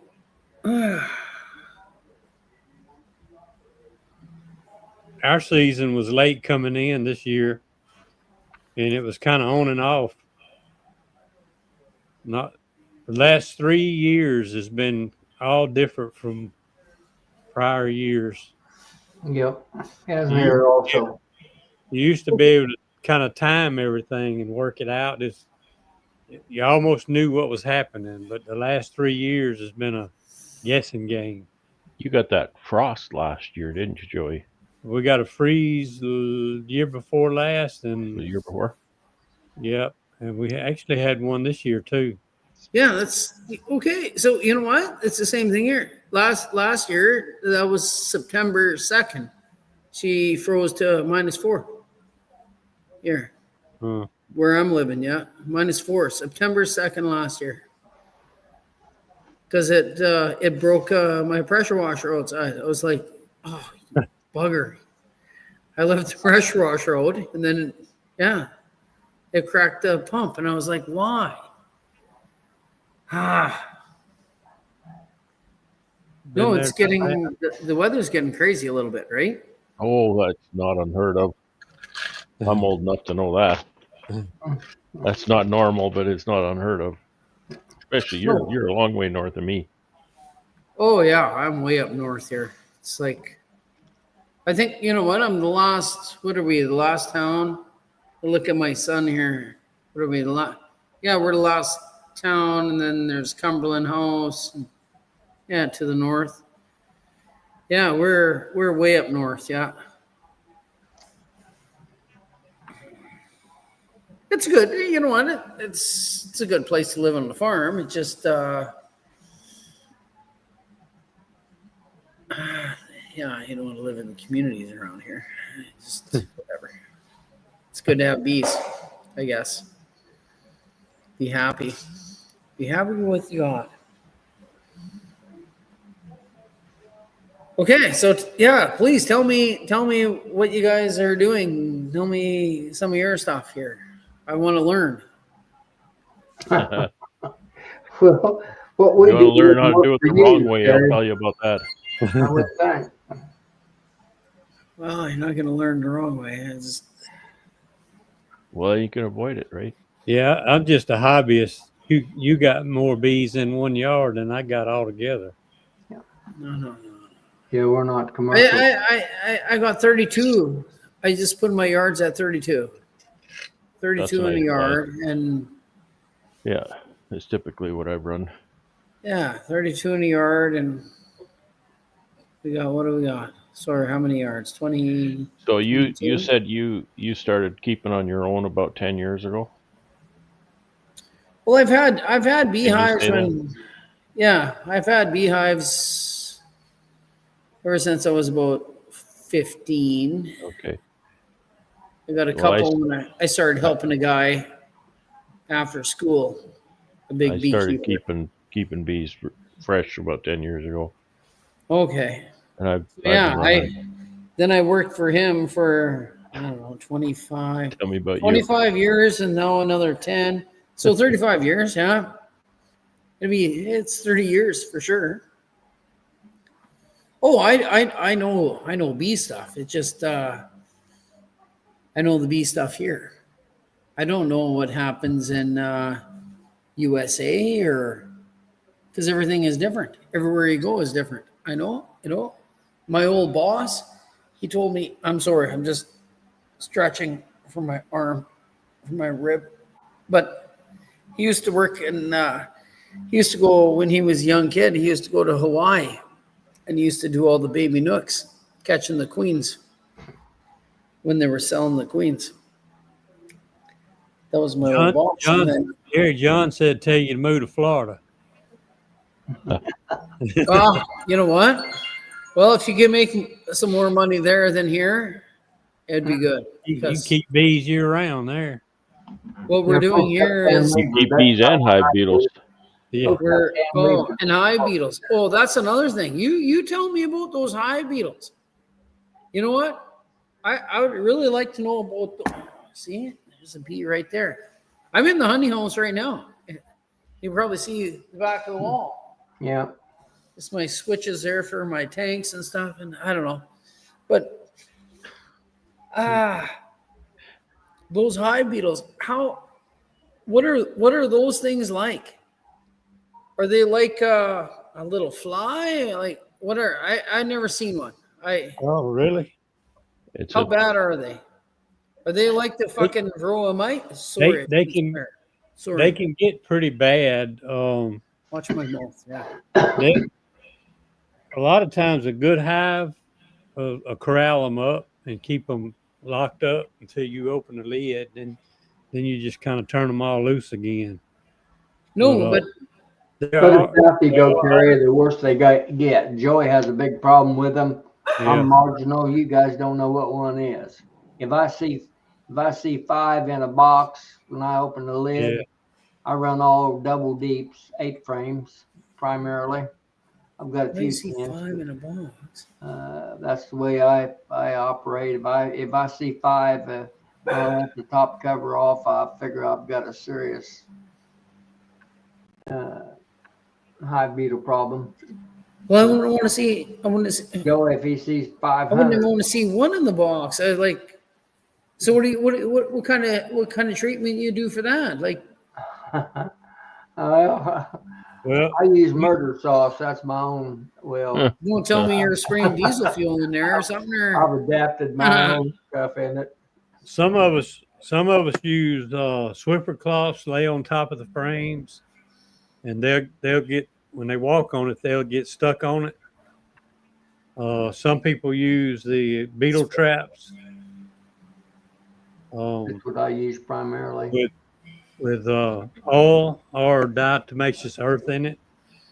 Matter of fact, this is some new ones I got. It's not picking up good. Let's turn that off because Okay. it's got a green lid on it. That's what's happening. And then they go in there and eat some shit. And, oh, see, Well, you put all of eat diatomaceous some earth stuff. in, and the beetle will run in there running from the bee. The bee will actually run them, and they'll run in there. Diatomaceous earth is cleaner because I always spill oil all over my bees when I use oil. Let me see if I can turn my screen off. Show this to you. So when you have, like, you guys talk about this beetle stuff here, like, how bad is it? Like, will the beetles, they'll kill a beehive or what? Well, they'll take over one that's dying out, and that's the real problem is when for some reason a hive starts dwindling. Those Yeah. beetles get in there and lay eggs all in the brood and the honey and everything, and they'll just destroy a hive.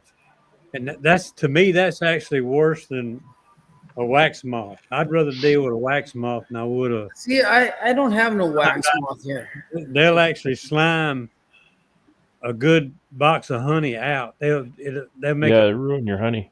mess out of it. And you can't. When you pull your honey, you got to extract it right away. You leave it for a couple of days, and Yeah. the wax moth or the hive beetle eggs and larvae take over, and they ruin all your honey. They will ruin honey. Oh, Holy yeah. moly! Yeah. Okay. If they Like, yeah, ferment, you they guys shit were in it. talking about wax moth. It's like, I don't have no wax moth. But you know what? Maybe it's because I'm always too cold here. You know what? Might be. My season is so small. There you go, Joey. That's showing good now. Turn it side. Well, I turn can it see that. green Yeah. towards you. And you got that little, yeah. This is what I'm starting to use.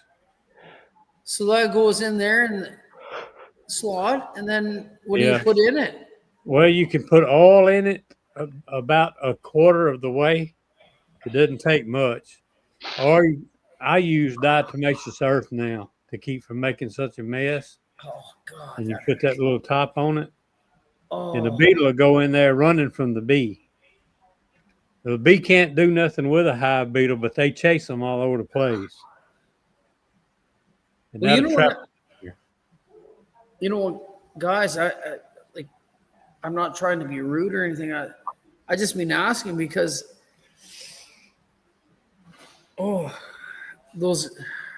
my side is so sore, but those guys in Alberta, and Jerry Pullman told me that he started finding some wax or the hive beetles in Alberta, but I don't think they're going to spread here because it's too cold. But I'm not sure. Have you heard anything about that? Like you don't have no hive beetle in Manitoba, right? Not the bees officially. live there. I'd say the hive beetles can too. They just haven't worked their way that far north yet. Is what Yeah. I'm going to say, But Terry. have you heard of anything? It has to do with climate. It also has to do with soil. Our soil is probably way too heavy for hive beetle to pupate. I'll They be right pupate back. in the I soil, just gotta so go and, they Okay. won't do well I'm in just heavy gonna go soil. and pour another cup of coffee. Is that okay? I'll be right All right. back. Oh, Might need to put something in it. Yeah. no, I don't have nothing to put in it.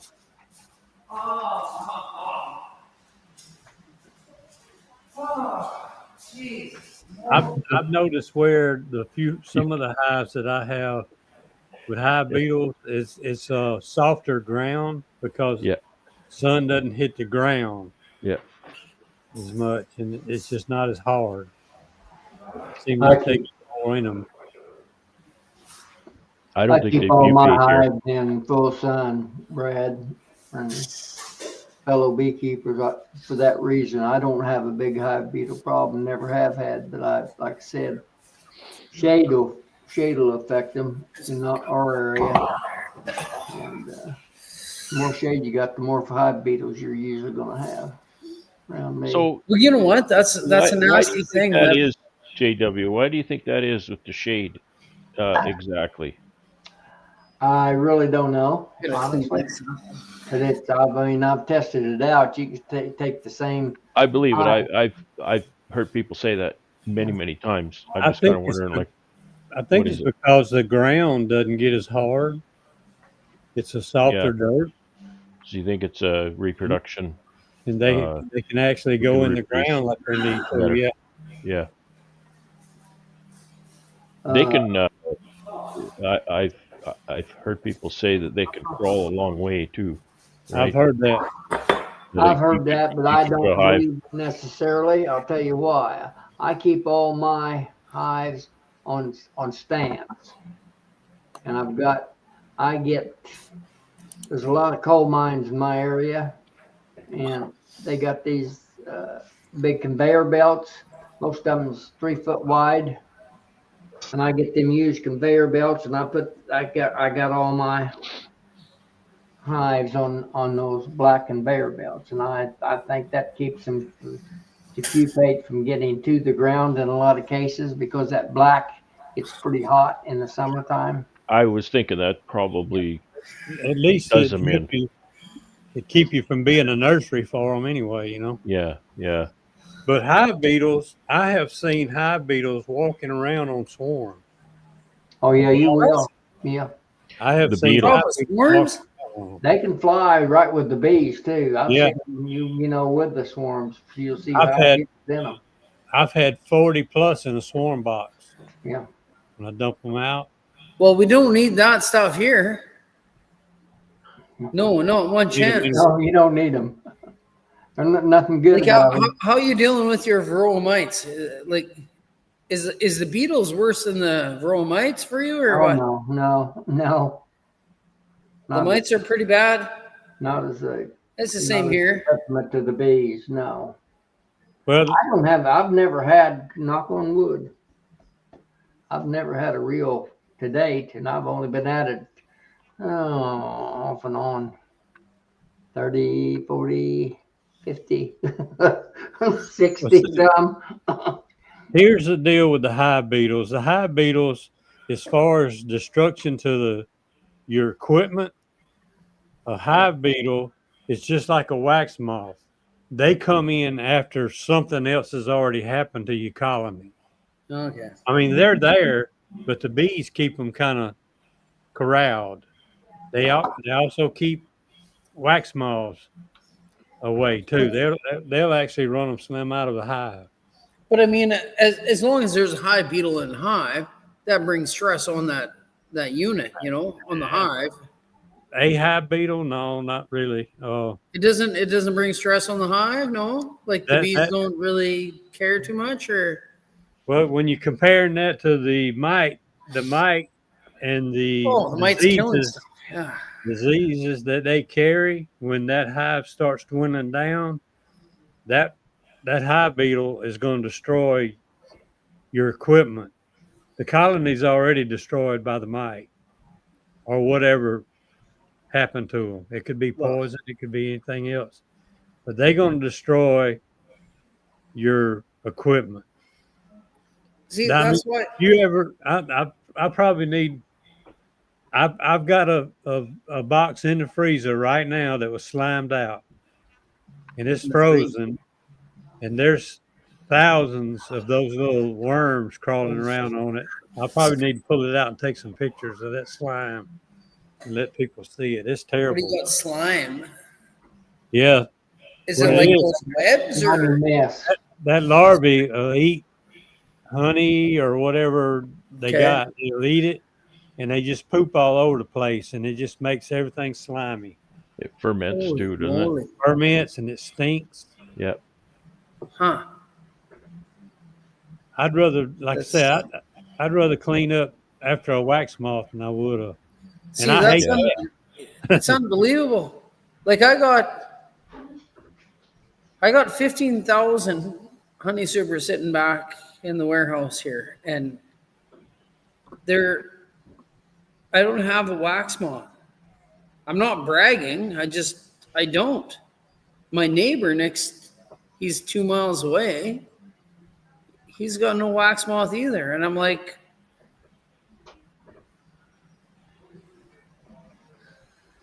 we don't have no nothing. We don't have to worry about our comb stuff, but I think it's because our season is so short and it freezes so fast here, bro. Like we have take you the ever- honey off.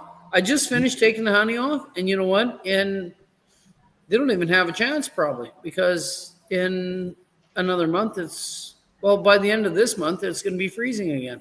Yeah. Yeah. The best I can describe some of the smell. I don't know if y'all have watermelons up where you're at. No, there's no watermelons here. You don't have Doc. watermelons? Well, if you We got a can bunch barely of grow cucumbers, buddy. if you got a bunch of watermelons rotting and sour, and that's just about what a infested hive beetle makes one smell like. It stinks. That's disgusting. That is, you know what? I don't know that smell, but whatever Night, is Jerome. trying to eat my bee stuff, I don't like it. Appreciate Don't you matter. coming in, Jerome. We got lots of ants here. This year it was dry. Ants are bad.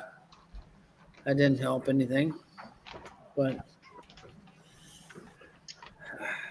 Here, Terry, that's what watermelon looks like on the inside. see on the inside, yeah. Well, we don't grow them here. Well, you know what? I've got about 40. I got about 40 cucumber plants, and you know what? They're about an inch and a half long so far, and I've been watering them. It doesn't matter. You water and it's 30, JW, 35 Terry's above. from- It Terry's doesn't. from Saskatchewan, so they throw the red part away and put the green part over their head. I guess so. That's what happens. I don't know. That's what they. That's a football helmet in Saskatchewan. Is half a watermelon. Yeah, You think I'm kidding? No, you know what? This year here has just been unbelievable. I had four. I haven't bought those from the green plant or like the greenhouse, you know, like tomato plants. I planted those in the garden, and I got about 6. There's about 6 on there now. 2 years ago, like they were hanging down, falling on the ground, and all this. They never ripen here because the season's too short. But throw them in a box, and then they'll ripen later. I don't know. There's nothing on them. I don't know. I don't know what happened this year. Something with the growing season. It's not good here.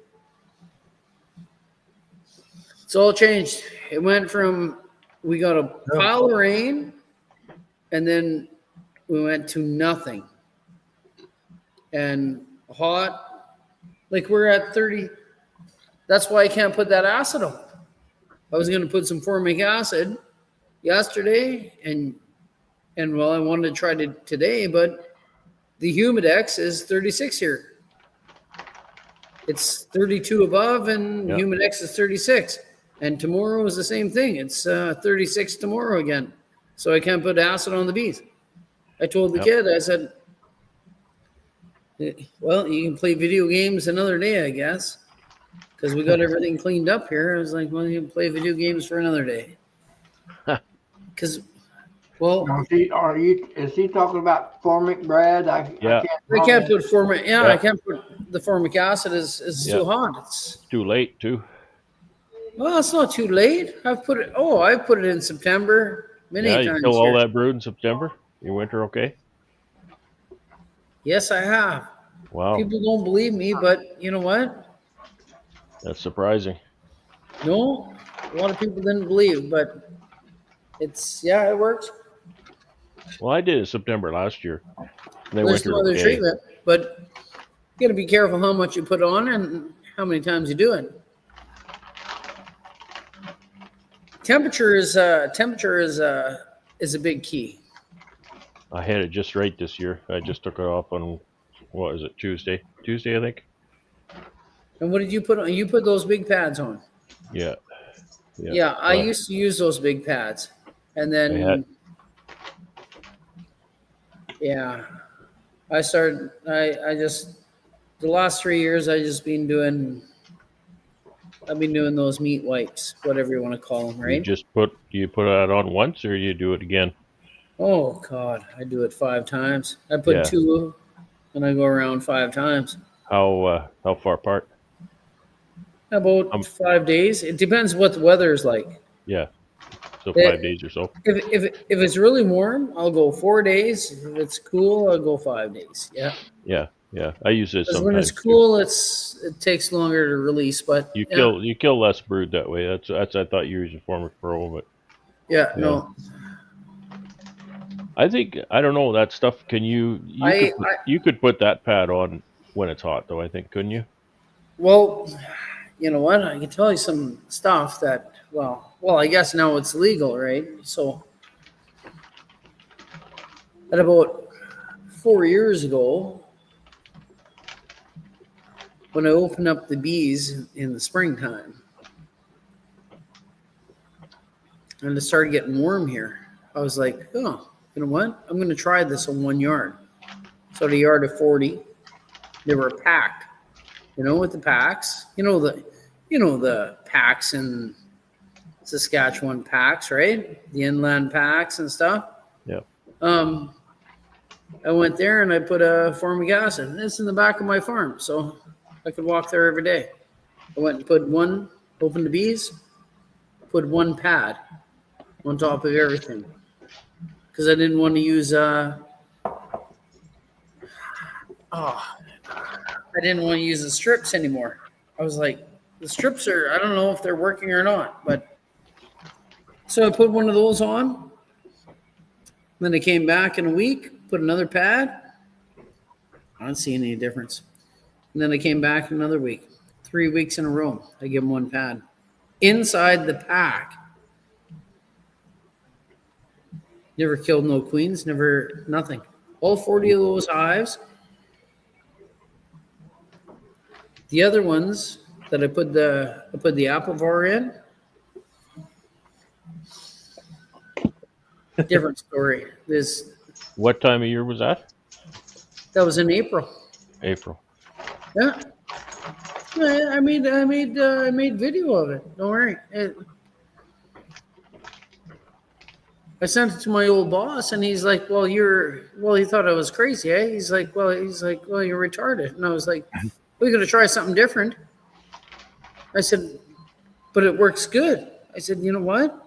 You just got to give a little bit, not too much at a time." And it worked. It really did. You just put one of those meat pads, come back, do another 3 days. It takes time, but yeah, we got time. I got time in April. What else am I doing in April? Nothing.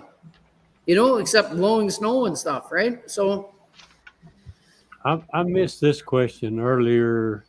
You did say you had smoke. Do you have any fires near you? for the what? Do you have any of the fires near you, or just the smoke? Oh, we had all those fires there. Yeah, I'm only about an hour. I'm about an hour away from that big forest fire there, that provincial Candle Lake, all those lakes that were burning. We had smoke all summer here.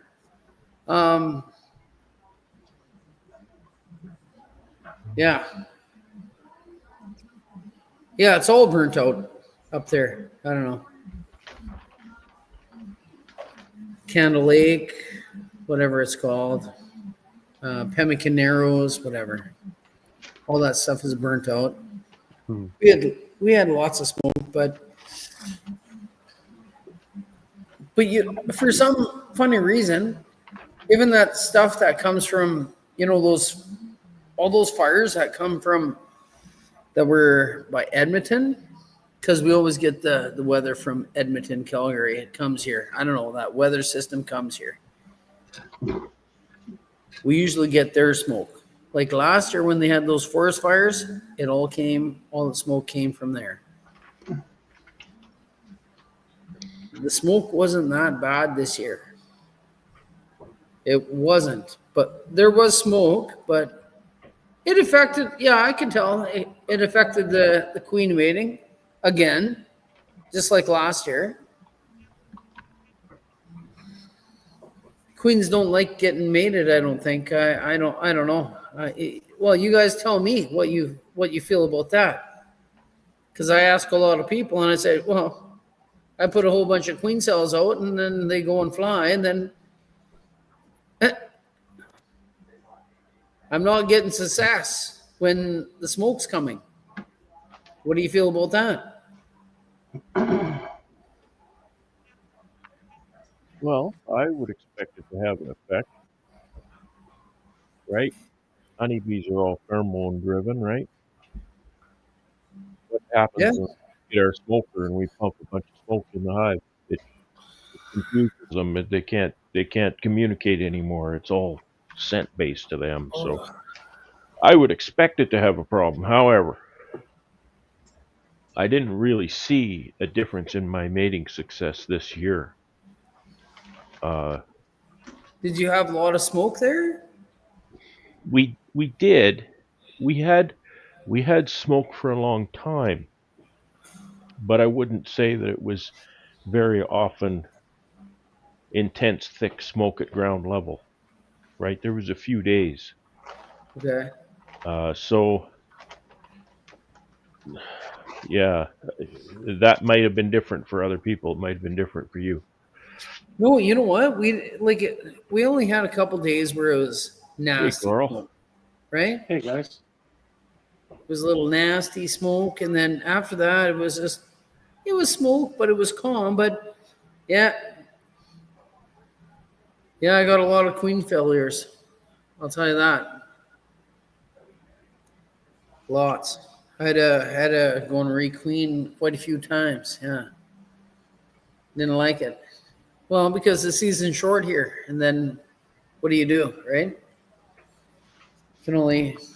You got two chances here. That's it. You make a nook and you put a queen cell in, and then you do another one, and then after that you're done. That's it. Shaking them out. Yeah. What's going on, Carl? What's new? Not much, Brad. It's what's new is working through a bad season and trying to get ahead of stuff and get my bees where they need to be for the winter and stuff like that. Yeah. It sounds like Terry's dealing with the same kind of stuff, but yeah, he. What the hell? You getting ready for winter already? Well, hell yeah, you should be too. Well, you had a lot of smoke, I'm didn't you, trying Carl? my best here. It's just baby steps. Carl, No. you had a lot of smoke. You got didn't mites going or what? Nope. I've been fighting them. Everyone's finding mites? Nope. No mites. But you're not finding no mites? Nope. I'm treating for them. You're I'm way lucky. ahead of them, working ahead of them. So I can tell you, like I took a sample off my hot room window. All the bees that we just killed the other day. I bet you there was 1.5 pounds there.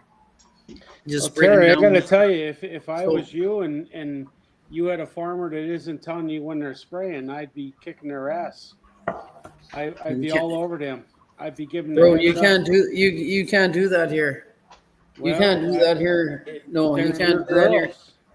If you did that here, I'll tell you what. If you did that there, like I'm good friends with most of them.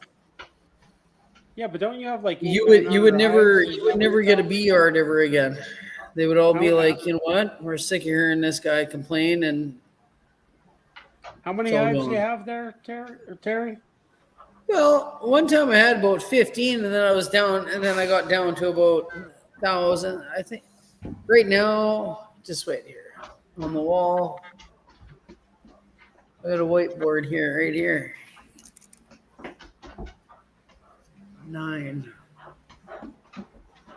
And 969.80. 969.80 right now. Yeah, something like that. 969.80. And then there's nooks. I don't know. Yeah, I don't know. But I don't have very many nooks this year. They're not telling you when they're spraying? What's that? They're not telling you when they're spraying? Well, some guys are. Some guys will, and then it's like, well, we can't do nothing about it. Well, how are you gonna when you got 5 boxes of honey on top, so they're 7 high? How are you moving the bees? Well, Are they it's a gonna tough- spray the next It's day? a tough situation, but I mean, you got a lot of money sitting there. Yeah, I know, but no, it's bro. I mean, Come I'd to be all over Saskatchewan, that. see what it's like. I'd be all Right? over that. I tell you what, I'd be pissed. I'd be pissed. Oh, I am pissed sometimes. That's I mean, I know your what do you son's think? sitting on the other I side. fuck, bro. I Your just your son's sitting on the other side of the table, and I'm sure your son's pissed a lot of times because that's his money as much as it's your money. well, no shit. And you know what? What do you think I got a fucking divorce last year? Fucking 2 years ago, I guess. 2 years ago, I got a divorce because my wife was like, I understand that. all you Just do is watch your think language a bees, little bit. and We're on- everything is we're fucking on an bees, open and chat, so watch you're your language a little bit. But I mean, Y'all I give me understand your point of view, but you got to jump on these guys. Y'all give me just a minute. I'm gonna go ahead and shut this chat down. We've been going 2 hours and 36 minutes. all right. Y'all just hang on. We'll be right back. Got you, Joey. No We'll problem. say good night to everybody over Joey, there. I didn't mean to bring this on. How That's great. right. We'll be right back.